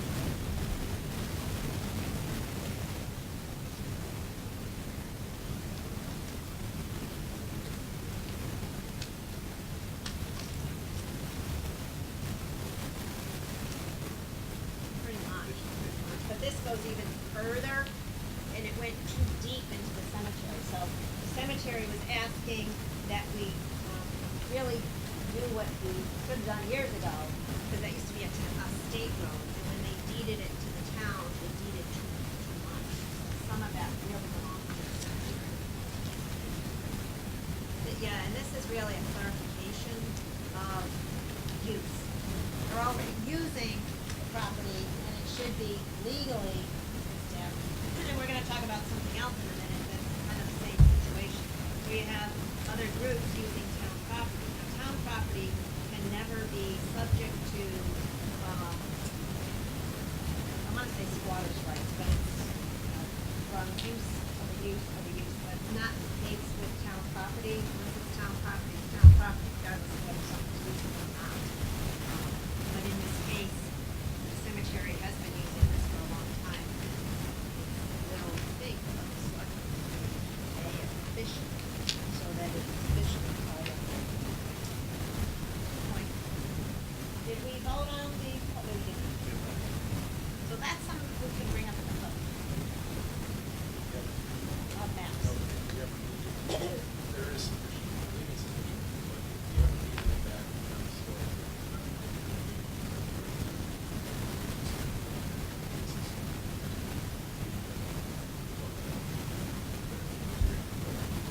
I believe you look right away. Just right, usually wide in one spot, you brought it back consistent the rest of the time. That's what I recall. And I don't know if it was you, someone was also pointing out that Bartlett Hill was converted. Some of the land was conveyed to Bartlett Hill so that they could appropriately put in an emergency exit there on, well, so this would be kind of that.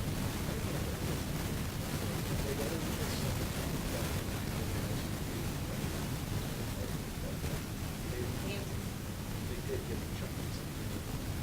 Maybe, no, they wouldn't need that portion. They used the cemetery, they always did that same stuff. Someone had thought that maybe they had that, I think. They actually gave these 2 points.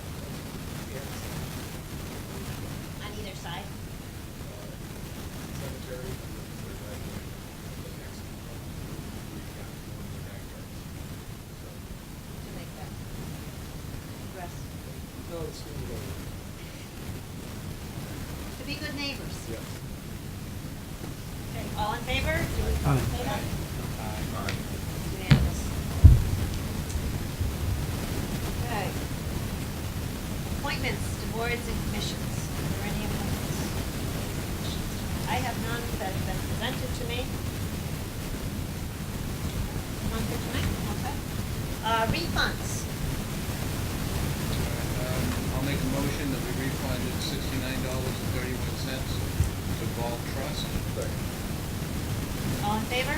Aye. Any opposed? Any abstentions? Motion carries. Make a motion that we refund $300.22 to Vault Trust. All in favor? Aye. Any opposed? Any abstentions? Motion carries.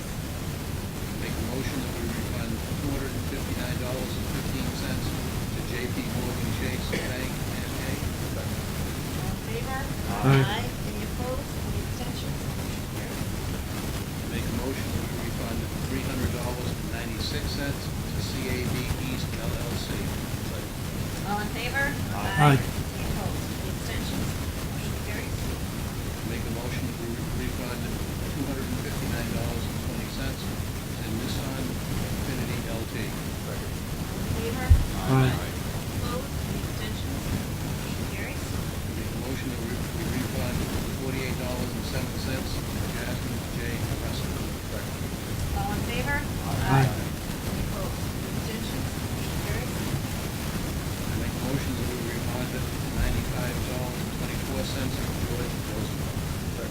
All in favor? Aye. Any opposed? Any abstentions? Motion carries. And finally, I make a motion that we refund $105.36 to the Wedding Dress LLC for Bailey. All in favor? Aye. Any opposed? Abstentions? Just for edification, sometimes questions come up why we do this. The tax collector can never refund money to anyone without approval from the Board of Selectmen. And most of these are dollars that were paid in excess of what was owed for a variety of mistakes or reasons, the settlement of various mortgages and or closings and or leasing companies. Yes. Bailey is the name of the woman that owns the wedding dress. She used to own it. It's Shelley Bailey, but I don't know why they didn't put that. Just so. We can put in parentheses, Shelley Bailey. I'm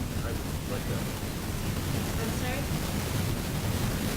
I think it's S-H-E-L-L.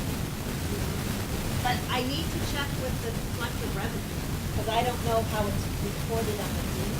But I don't. Shelley makes that correct.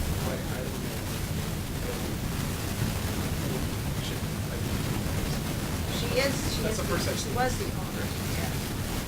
That was a case of selling a business, so we'll check into that. For tonight, we'll show you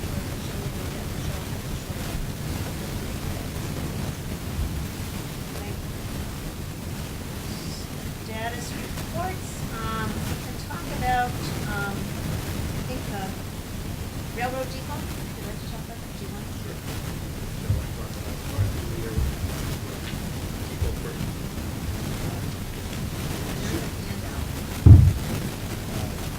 You may know that the depot is one of 3 depots in the state of Connecticut that is still standing and could be used for economic development, could be used for a visitor center, could be used for lots of different things. Kevin Ridley from Anchor in the past to come with some suggestions and he written wrote those out and the steering committee as well as the board of selectmen. That has gone to the DOT and this week Susan, Ashby, Lincoln, Riz, and I have DOT representatives here in the office and we talked about a lease agreement, potential lease agreement for that. The new commissioner of transportation is a railroad person, so is very enthusiastic about preserving railroads, railroad depots, things like that, so that's a good sign. We'll have to work, they have to work with us, three of us, parties, with the Wyoming Lieutenant Governor, possibly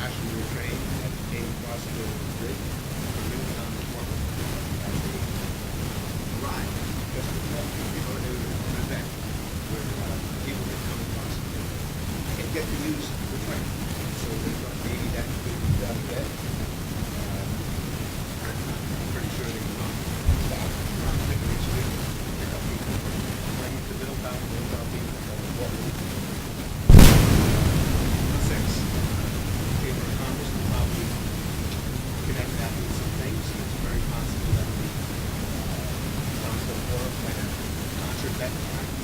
So there could be some activity that could surround this event. So we'll find out more about how that's going to happen, if it's going to happen. So that was the first part of our meetings, and they're going to get back to us. We'll get more about whether we can lease the depot, when we can lease the depot. Because the DOT, Wyoming, Tennessee, are involved in this, it's not a slam dunk right away. It takes a little time. And I would add that they suggested, and I did follow through, and ask for a right of entry.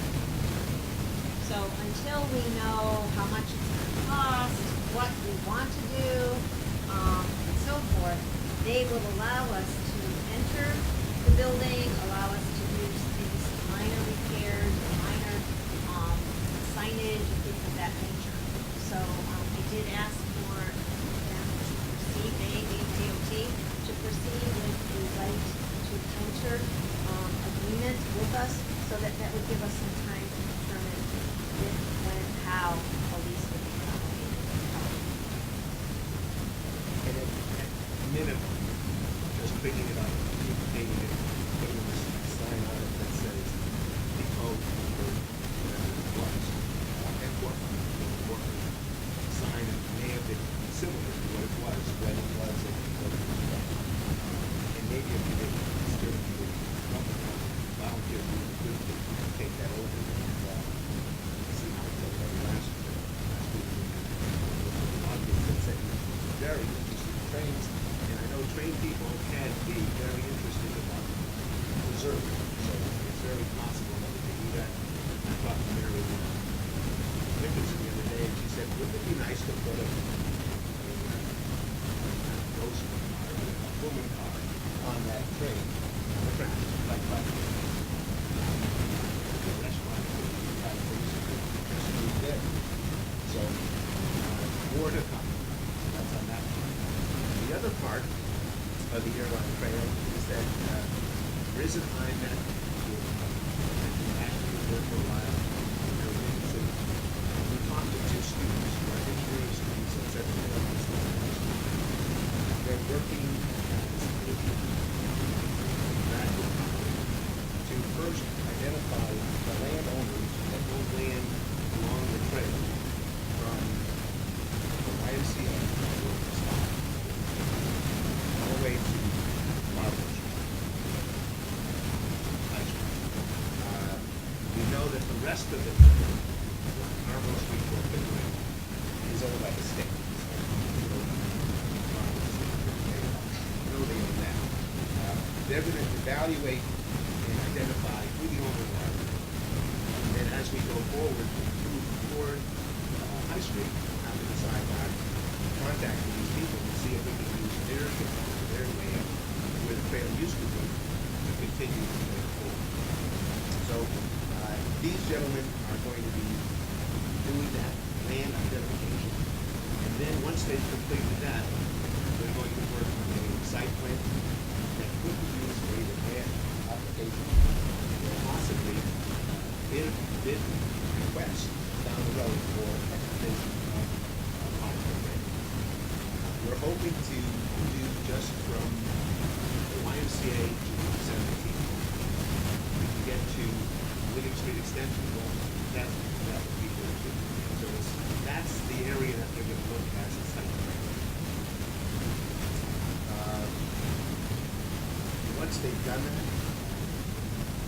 then we can get approval from those people to say we can use their land, and then we can have a fine fee. See if we can keep them up. We can have some money left over from this grant that we have now. Once we've completed all the things we have in phase one, we had said that we can use some of the remaining money for rotation. It's not enough. These two boys said that the professor asked them, how about a bridge that would fly over Route 17? And we said, well, that's a great idea. Can we just possibly use another $500,000 to do that? And it's not out of the question. I've been to a couple of trails in Connecticut.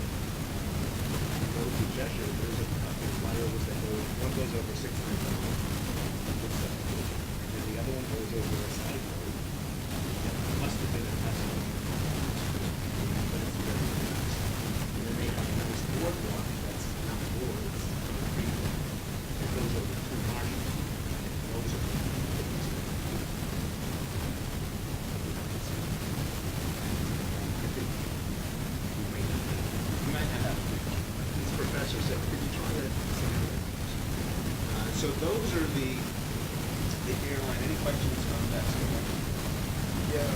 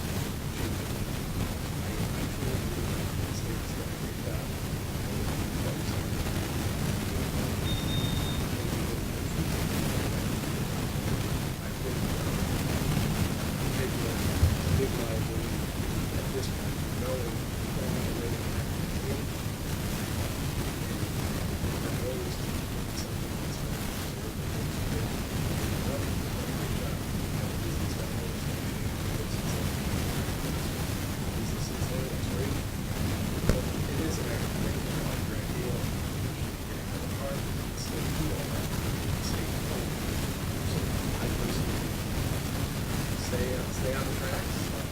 We wish it was working. It's great. I truly believe that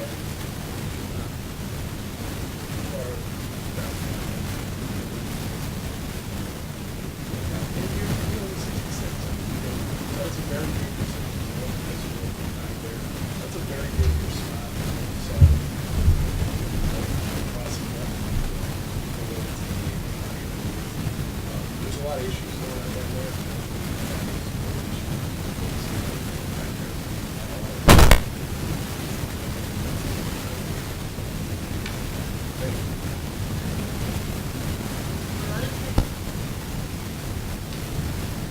What do other selectmen think?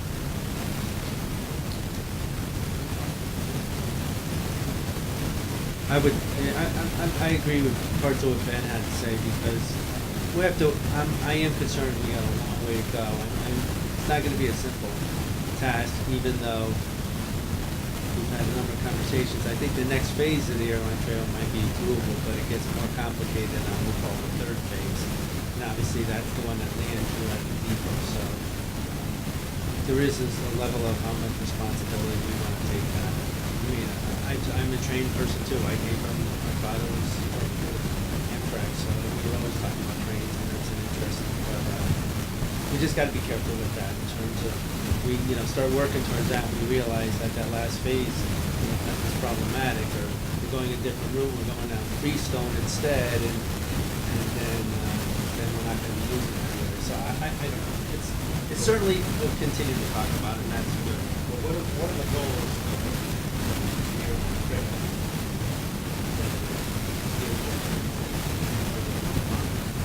Kind of see it. One of the ways that it can coming all the way down the road, there is a state or a state property or state funding. Then possibly use it as a state property to people could probably have to pay for collection together. And if we could, we would then go to a safer Route 66 directly, Route 66 directly, a great place to cross, ride the bicycle. And I'll be the first one to say that. So if in fact the trail did go to Freestone, Freestone, again, Main Street, Main Street's a little better than 66. They could ride down 62 right. Silver Street to the left, or you can go to middle school. That thought is, if in fact, there was a part of the beginning of the trip, time to go to a higher.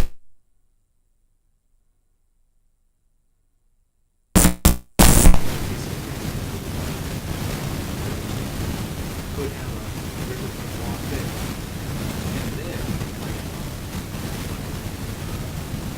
shear the road which would bring actually it's a realized situation. It has sidewalks on both sides of the road. If we can hold two sidewalks on both sides of the road, one could be a sidewalk, and one could be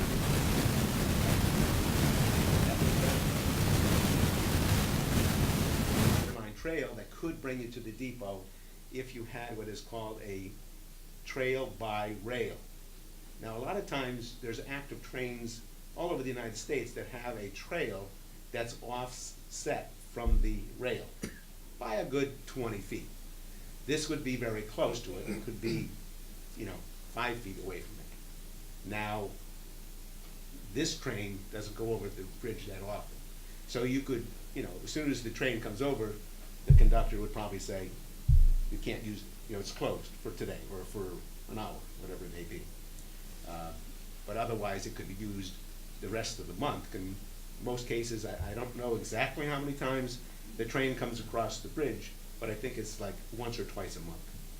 So there's a possibility in planning that the riverfront could be a beginning for bikers, walkers to the depot and then back. 66 is a problem. If I may, the only other thing, you got to be careful when you go into the bridge. Here we are, we spent a lot of money in, I believe it was the late 70s, early 80s, to revitalize and create a thriving industrial park. And I don't know if you've gone down there. I actually am part owner of a building down there. There's heavy truck traffic, especially on Pickering. I don't know if you've ever stand on that corner, but that is not where you'd want to start funneling bicycles. This is sad to say, it's probably our largest industrial park, which is very sad. And I don't believe in any way you'd want to be putting people down in that situation. I mean, there's literally very, very large trucks all day long going in and out of that road because that's what they do. And I don't think that's a good place to start funneling, So I believe Freestone, if you are going to try to connect it, Freestone is probably the only feasible. I agree with you, Main Street's a lot easier to cross. That, to me, is a lot more feasible and a lot more doable and a lot safer. I think we better be very careful if we think we're going to start throwing people on bicycles and walking in the middle of a very large industrial, or only in a real good industrial area, and that it's just tough. So that's all I'd want to point out. No, I think your opinion is great, and we should take that into consideration. Thank you.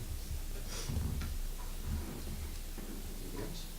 I mean, I agree with both you guys. I think it's something we have to consider for phase 3 or whatever, but it's something that we look at what we're doing in the next 2 phases. Is the building stable now? Or It seems to be. We haven't had it inspected, but Lincoln said he was going to check it. Or maybe You he- leave that building, though. No, we did Right? go in. Nobody's using that building right now. Right. It was rented to the railroad, but the railroad essentially has very little in there, and they're not really doing anything with it. So I think what you have to remember is that when the state owns property, they don't always take good care of it. Well, that's where I'm going. And where we're at right now is we have no proposal for leasing it. There's no proposal at all. The DOT is not interested in selling that property or the building. But the only thing they encouraged us is to consider the ability to enter it and to do very minimal upkeep and or review of it. So it's a right of entry that we have asked for. It is not a lease. We're not ready to put forward a lease arrangement. And before we did that, we would have to look at some of these considerations that you're bringing up. And you would have to look at whether or not it's something you want to do. But to leave it alone and have nobody going in there and checking on it, and the state just is not taking care of it. You say they're taking care of it. I've never seen them go in there and take care of that building. They put a roof on it. We went in it structurally. That was a while ago. I'm just saying I think that that- if you want a building of historic nature like that, I think the municipality is well prepared to at least enter, look at, and update. I would argue that our original, I'll get it wrong, what fired the police department, we don't keep that building up anywhere near where we should. I believe the state has done a much better job as a steward of that railroad Okay. building. It's still there proof is in the pudding. Go look at our old police station down on Main Street. We're talking Look at about the condition it's railroad in, depot. And now let's go look at the railroad depot. Let's talk about the railroad No, depot. that's fine, you're right. If you But want to I have wanna- nothing to do with it, this board can decide that. I never But said. I think that's No, I think, foolishness you know what, myself. it's an asset to Portland. We Yeah. all loved, I'm born and raised here, I love driving by and seeing this building. I think the state, I just want to be careful that I want to make sure we're clear on the record. The state has done a good job maintaining that building. It is not blighted. It looks good. They've done a great job over the years. They've roofed it. If anybody can say anything to the contrary, I want to hear it. But the bottom line is, it doesn't cost the taxpayers money indirectly, obviously through the state of Connecticut, but it doesn't cost the town of Portland, through the town of Portland's taxes, any money to be able to look at that building in good shape at this point. And I just want to be careful moving forward with whatever we do. If it's a great plan and we can safely get across to it, fine. We're nowhere near that. That's all I was saying. And I think though, Ben, you know, while there's the potential for the trail there, my idea is more that we just keep an eye on it. And that if there's a sign you wanted to put on that it said, you know, Portland Railroad Depot, and you looked at it every once in a while and you were a partner to the state, that's what we're talking about right now. I love that idea, and I think the state would be fine with us putting even a sign out by the road. I don't think the state's always been good to us. We've worked well together. I don't think that's an issue, and I believe it is an asset, and I think the state recognizes it, and they've done a great job being the steward of it. I mean, really. No, we're agreeing. I'm yeah. not disagreeing. The only concern I have is that it is showing wear, and they're not gonna paint it. The state's not gonna maintain it. I mean, it's maintained in the sense that they took off a part that was rotted away, and that's gone. They kept what was there, and they renovated that, I don't know, 25 years ago. And then the roof is on there, and it's probably a 25-year roof. Now, fortunately, the top dog people really clean all the grass and the trees, and that could have an adverse effect on it, but they've taken care of that, and that's a good thing too. So I think in preservation of that, and it wouldn't cost, you know, that much. I think what a volunteer group could do is probably get the paint, get people to paint. There may be, the Public Works might be able to help, you know, whatever it may be.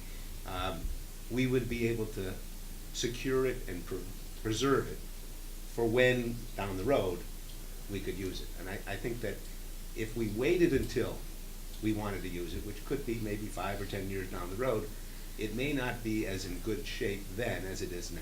So that was my concern. And you know what, you're spot on, other than I think in the future, things like this are perfect for a committee.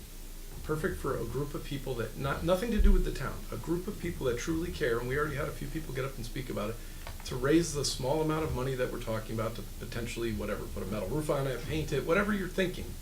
It doesn't need to be another liability to the taxpayers of Portland when there's plenty of people. We're not proposing that, you know that. Well, no, at one point we did propose leasing it, and I had to get vocal. Tonight. Correct, Tonight. okay, but the potential's there, so I want to be clear. I'm a firm believer, let's put it all on the table. I don't know, Ben, that they would allow a private group without, I don't know that they would. I don't know. I have to look into it. And there's other ways. At the end of the day, if you really wanted to get tough, is it on the registry, historic? We can put their feet to the fire. If you have a group of volunteers that are raising the money and they want to put money into it, so be it. I believe we could work something out with the state. But I don't believe the town of Portland needs to be taking on another liability. We're not taking it on. I just want you to be clear on that. Well, Yeah, I just want to entry clear. is not the same, Yeah, because you're right, we haven't looked into it. Okay. Yeah, I just want to clarify. I mean, I think it's the right relationship that we entered in for now. That's the right relationship. We haven't entered anything. Well, I mean, that thought of doing it in that manner. Yeah, and I agree. It's with that part. We did not enter it. Because after all, we wouldn't have to bring them all down the day we went out there, and 3 of them had to come down so that we could get in there. It would be nice to know that we could just go in there if we wanted to evaluate. For, you know, some future group is discussing, we want to set this up, and you want to take measurements, or you want to look at the condition of one of the part of it. It's nice to know we could just do it. The other thing they mentioned, and I think Lou talked a little bit about it, is they call it a high rail ride. I asked them if they would allow a rail car, a passenger car, to go across the bridge. And the DOT folks there said they do this a lot, I guess, in different areas of the state. They'd be very interested in this. And they even mentioned the possibility of going from Rocky Hill to Middletown and across the bridge. So there's a great deal of interest, as Lou pointed out. The new DOT commissioner has a particular knowledge and ability in terms of the rail. I tell you right now, if Portland doesn't take an active interest in this active rail, and by saying we're interested, tangentially to trying to take care of that depot. It says to the DOT that we want that rail bridge to maintain, we want that rail bridge to last, we want that industrialized area to have access to the rail. And if we don't say that, you know as well as I do that state funds are going to go someplace else. So it's very, very important that as a community, we state unequivocally that we want that rail to be industrial, we want that bridge to be maintained, that it is integral to our town and it's integral to the industrial site down there. If we take a back seat on this, I'm telling you, that money goes someplace else and that bridge will go someplace else. So it's as much an agreement that that industrial park is important to us, it always has been, and that bridge needs to be maintained, and we as a community have to take a stand and say that we need that, and we expect the state, as partners with us in whatever way we can, to give them support, and they're in full agreement with this, by the way, the folks that visited with us, that that rail bridge be maintained. She told me it has about a 20-year life, and there are other laws associated with rights of crossing of rivers that may pertain to that bridge. But you and I and others within the town have to assert that that rail bridge is important to this industrialized area in our town. I think a great message would be then the part of the tracks that are dilapidated and could be utilized, why don't we suggest that they start working on that section so then they can use more cars, because currently that is what dictates how many cars can be stacked up, and if it's not in good shape and we want to send a positive message as a community for the industrial park, I would say why don't we start with fixing what they have, the railroad that is underutilized, and explain that we feel, and I believe somebody should contact Red Technology. I think they fix to a certain level, a certain area, so Right. that they can bring the cars up. Yep. They are actively working with And Red then- Tech. Yeah. And No. so is my approach a office. sighting. And that's awesome. Yes. And I think you're spot on. I And agree I think that's the 100%. message we should be sending Yes. to the state. We're in agreement. So I think that would be where I would start. Let's utilize what we have. Let's keep everything up and running and functioning, and then go from there. Because you mentioned a lot of other good ideas that I think in the future could be good ideas. But right now, let's start with. Let's see what they come back with when I ask for this high rail. I think that would be really draw a lot of attention to that bridge and the use of it. It gets people down there to look at it. A lot of people don't even realize that that is an operating bridge, and it's a couple days a week.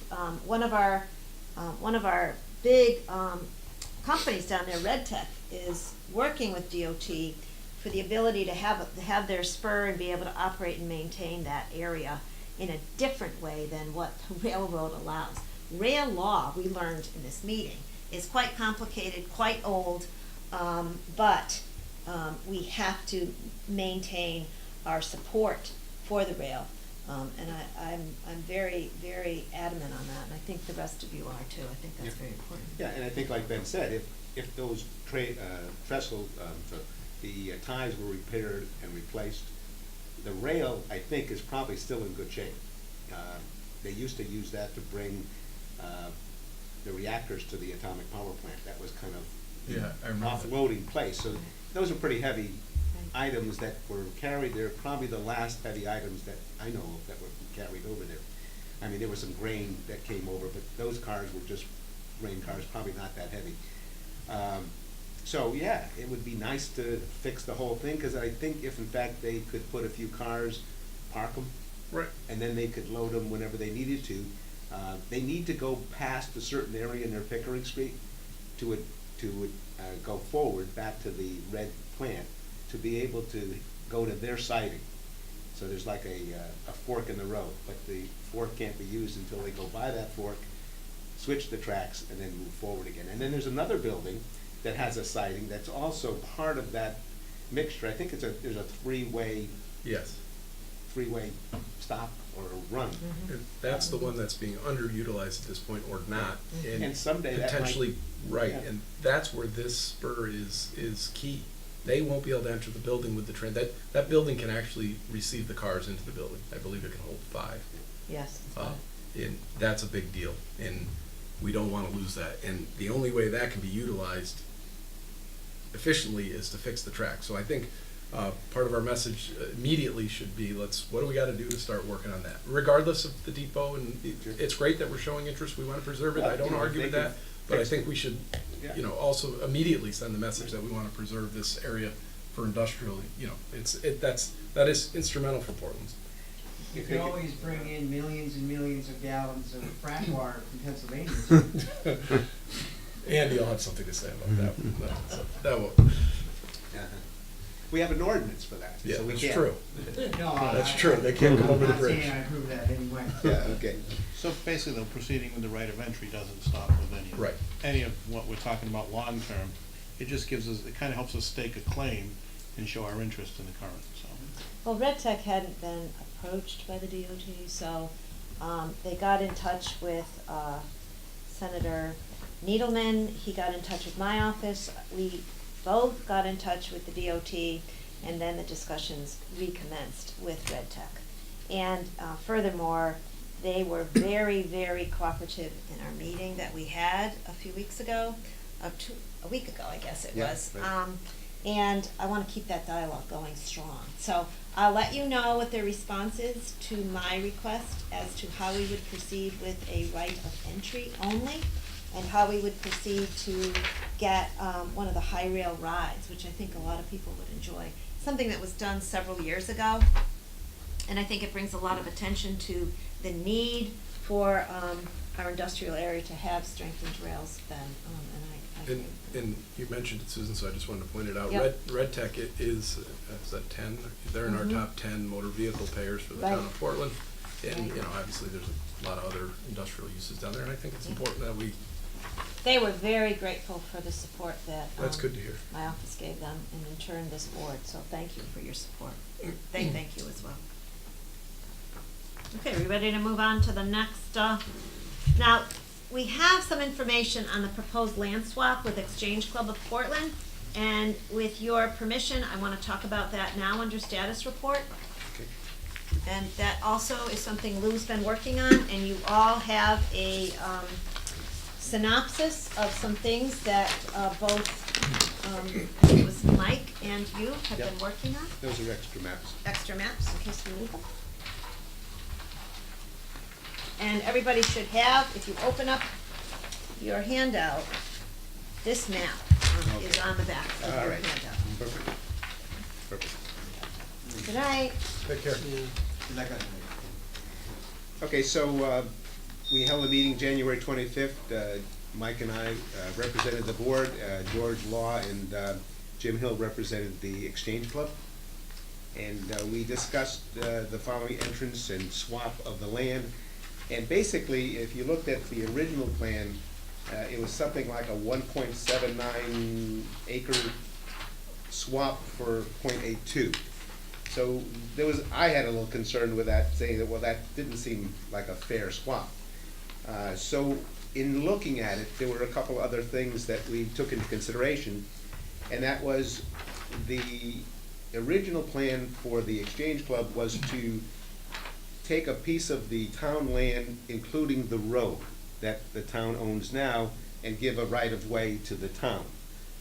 Our suggestion was for the town to keep the road, which would lessen the amount of land swap, and give the Exchange Club the right-of-way to use that property, which they do already. To make it somewhat of an equal swap, we said that what if the entryway plus the gate became the town property, and then the town could access their road. So then that road from Meadow Road, instead of 17A, would give access to the town and ownership of that access for the road from 17A all the way up to the road that they own already, or we own already, and give the Exchange Club a right-of-way from 17A all the way through what they were going to use, but it would be owned by the town. So if you take that extra line I moved over to the right, it includes the entryway plus the driveway. Now, what that does a couple things. One, it balances out a little more of the equity between swap, so that the town is swapping about the same amount as the exchange club. The other part is if you take a look at the other side of your map, you can take a look at the riverfront. And one of the things that the Park and Recreation Department has looked into, and we recently took a walk with, actually it was Rick Shar, myself, and Sean Dwyer, to see if in fact there could be a boat launch, a non-motorized boat launch that went from Yes. from the town property, which is a waterfront area, that at one time was considered, well, they were considering a boat launch. The Tiger Beetle may have stopped that, did stop that. And the thought was, if in fact we had owned the entryway, we could drive up, and if you take a look at the other map, on the other side, you can see there's some dotted lines halfway up that go to the left toward the river.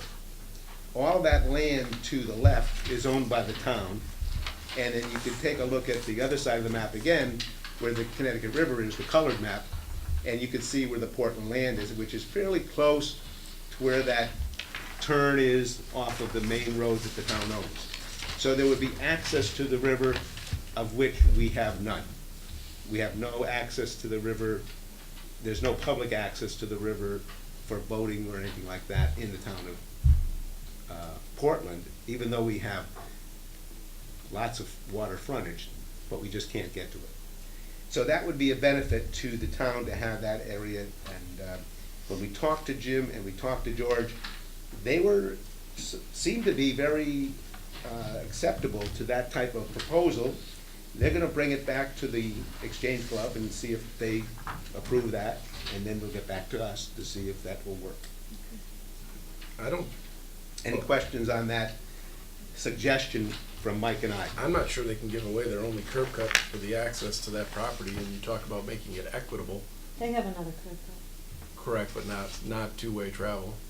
That one's just a gated, single. Wouldn't they require then an easement? They would have an easement for it, so. Yeah, but you want. Just like we would need. Right, but equitable for that, at this point, the town cannot, They're getting a lot of land from us. and you're getting the right to enter a property you can't get to. You can't expand the use. Yeah, I'm representing the town tonight, so I propose Right. that we get that in Well, exchange for that. That's also the flood land. Where did we get with Tryon Street? Flood land. It's the underwater land. Yeah. The Tryon Street is the dry land. Where did we get with that? Well, Oh, okay. you know, we're still working on that, but we don't know where that is. But Because that's a town road. That is technically a town road that we And that's think the is dry still. land. I mean, right now, we're talking about the wetland. Right. Literally, it's underwater.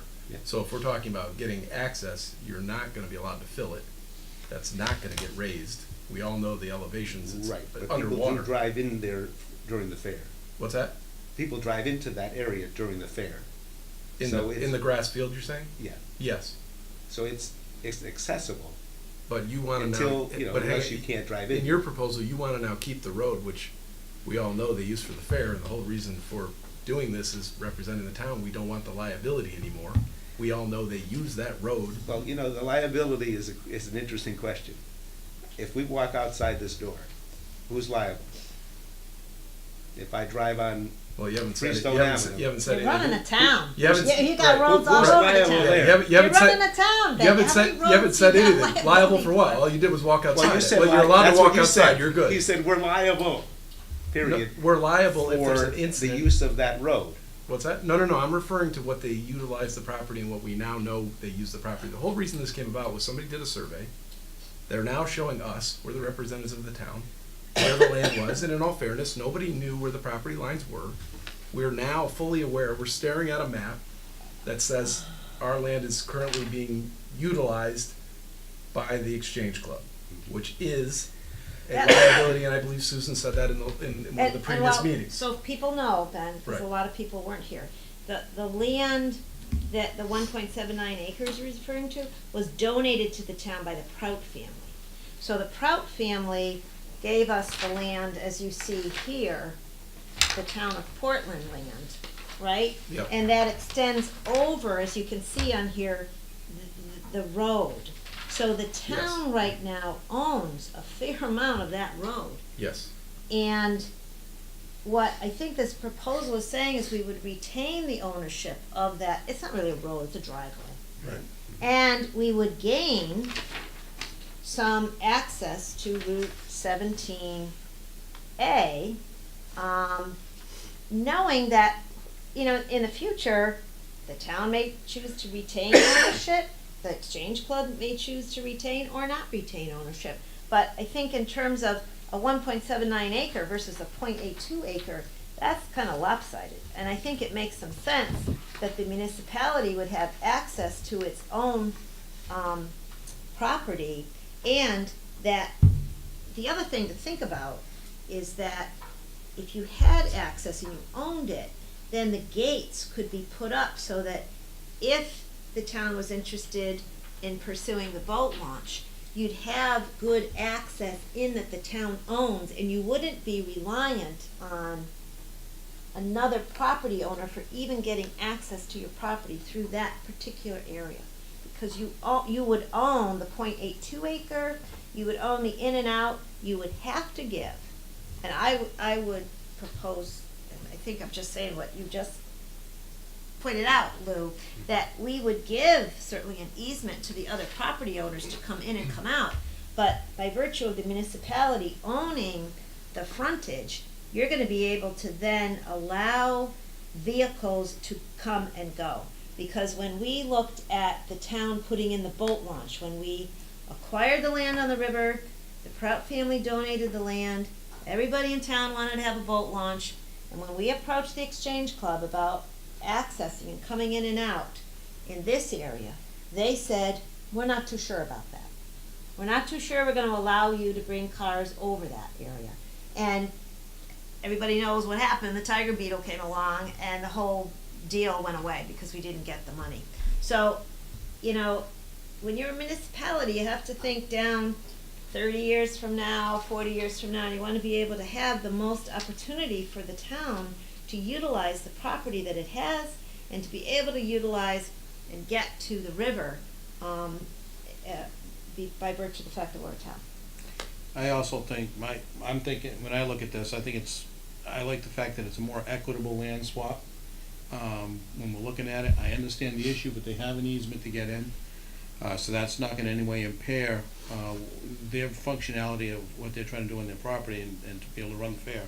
It does clean up from a liability perspective the fact that right now there's a lot of activities that go on at the fair where certain rides are set up and other activities go on that would go over to the Exchange Club, right? That now these activities that are occurring sort of within the walls that are active activities of the fair itself, the fair operations, that would now be on Exchange Club property.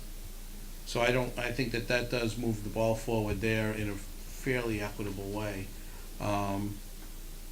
And I think the other thing to consider is that, you know, again, us controlling that entrance coming in, we know that a lot of other properties in that area are sold.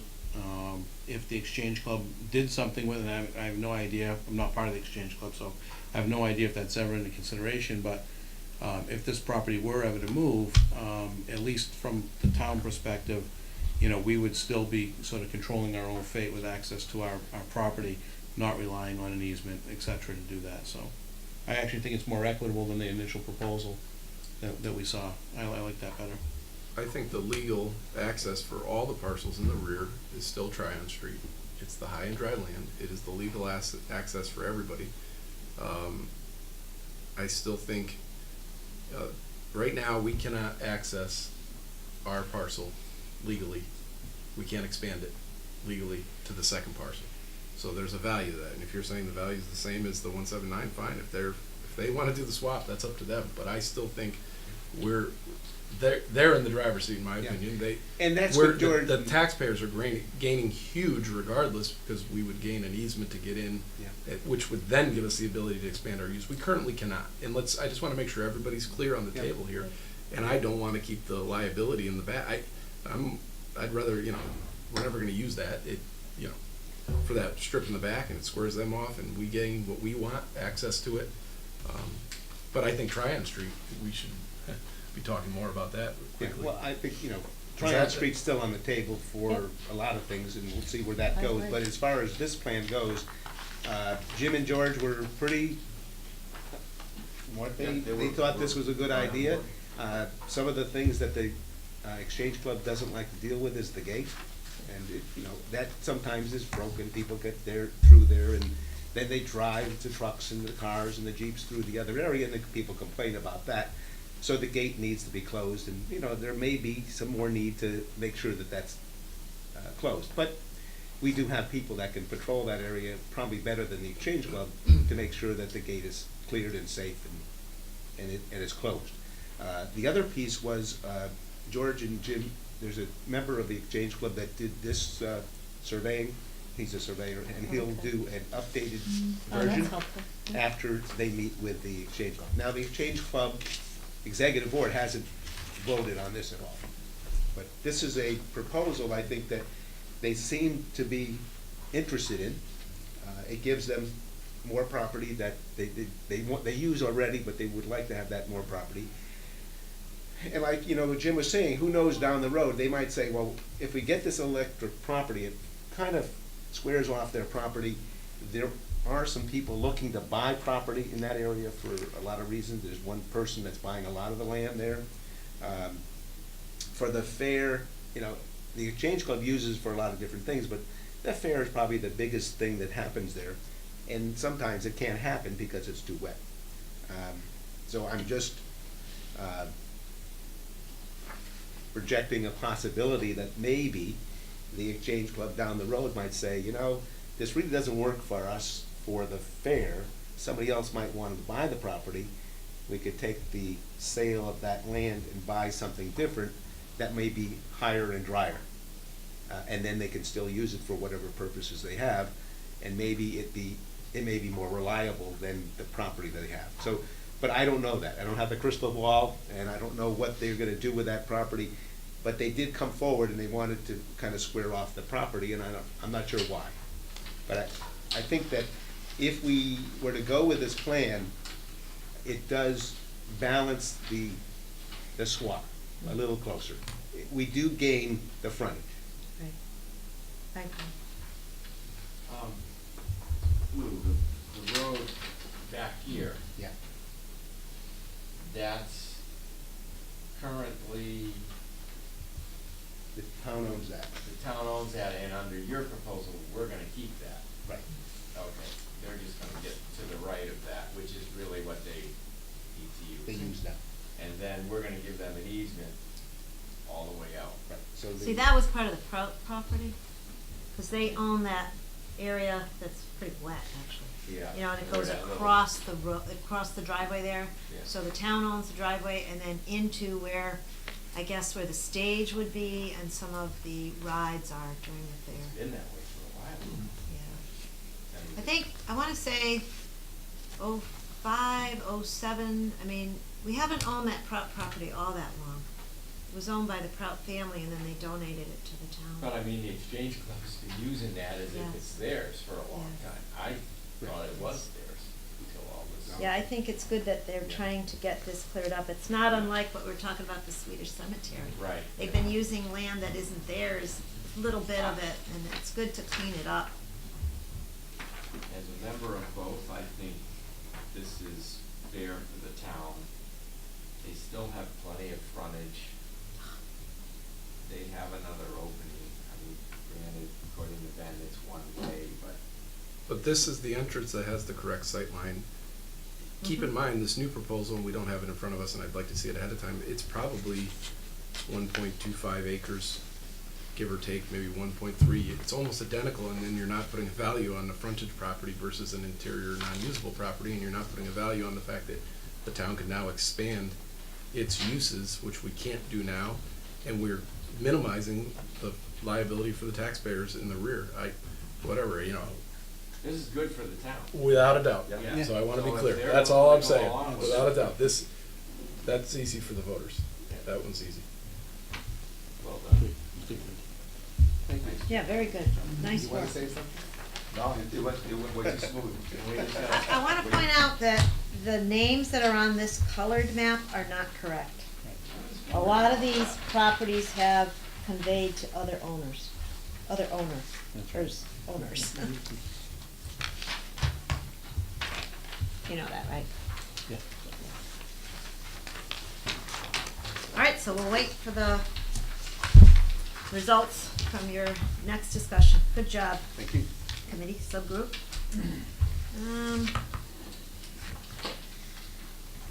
Okay, any other status reports? Ralph? Yeah, just give a quick update on the park. That's really all I have tonight. Sure. The change order we discussed at length at the last meeting, I believe, that's been signed off, so that's all set.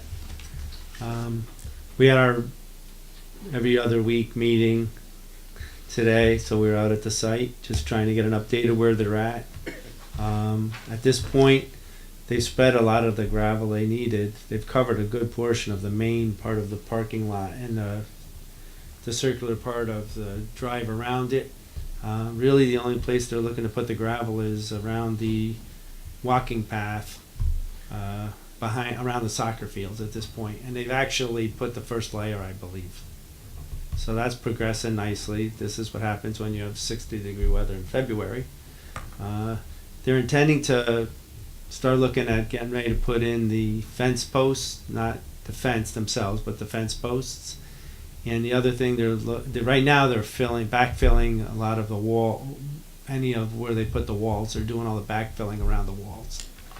And the last thing they're looking at is beginning the dialogue with the town to see what has to be in place in order for them to start working towards putting in the buildings that'll be on site.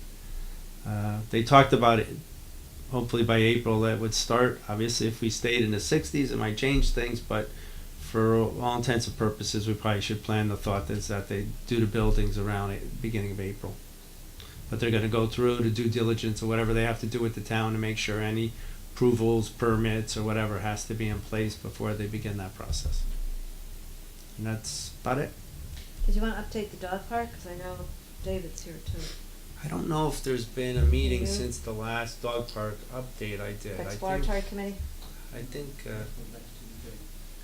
yeah, they're meeting next week. Okay. Anybody else on the board? Status reports? No? We already went. Okay, public comment? Yes, I just Mr. have a Bell? question. Yes. The meeting tomorrow at 1 o'clock? That's Tomorrow. Thursday, 1 o'clock, to review the proposal for the new updated. You sent me an email and you gave me the date. Is that a public meeting or it is Yes. public? You're referring, Mr. Bell's referring to the subcommittee of the Department of Agriculture for submission to the legislature for a possible update to animal control laws. Right. Yes, those are all open meetings. That's why I sent it to you. So you can have what they've come up with, Right. as well as you can attend. It's in Hartford on Columbus Boulevard, I believe. Can you find out, because I'm going to try to go tomorrow. My intention, I'm pretty sure I'll be able to go. Could you send me the address? I'd suggest, yes, send I'm me sure I a can. website You know what, link if you to- look at the email, the man who signed it, Yeah. that, he should have his address on there. And it's the Department of Agriculture. Okay.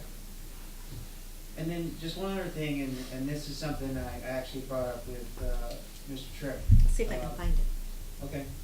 And that was, I believe it was last July, August, somewhere around that time. There was a young boy that had come here to speak, and I have no idea what topic he was going to speak on, or whatever. I don't know, Boy Scouts. It looked like he was here with his grandmother. And I spoke with Mr. Tripp.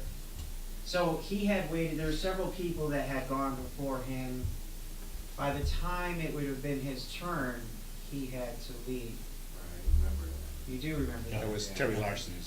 So only my or amongst yourselves, but I would say as far as how you begin a meeting, and we go through, you know, first row. I would say the first question is there any young students or younger people here that would like to speak? And let them speak first.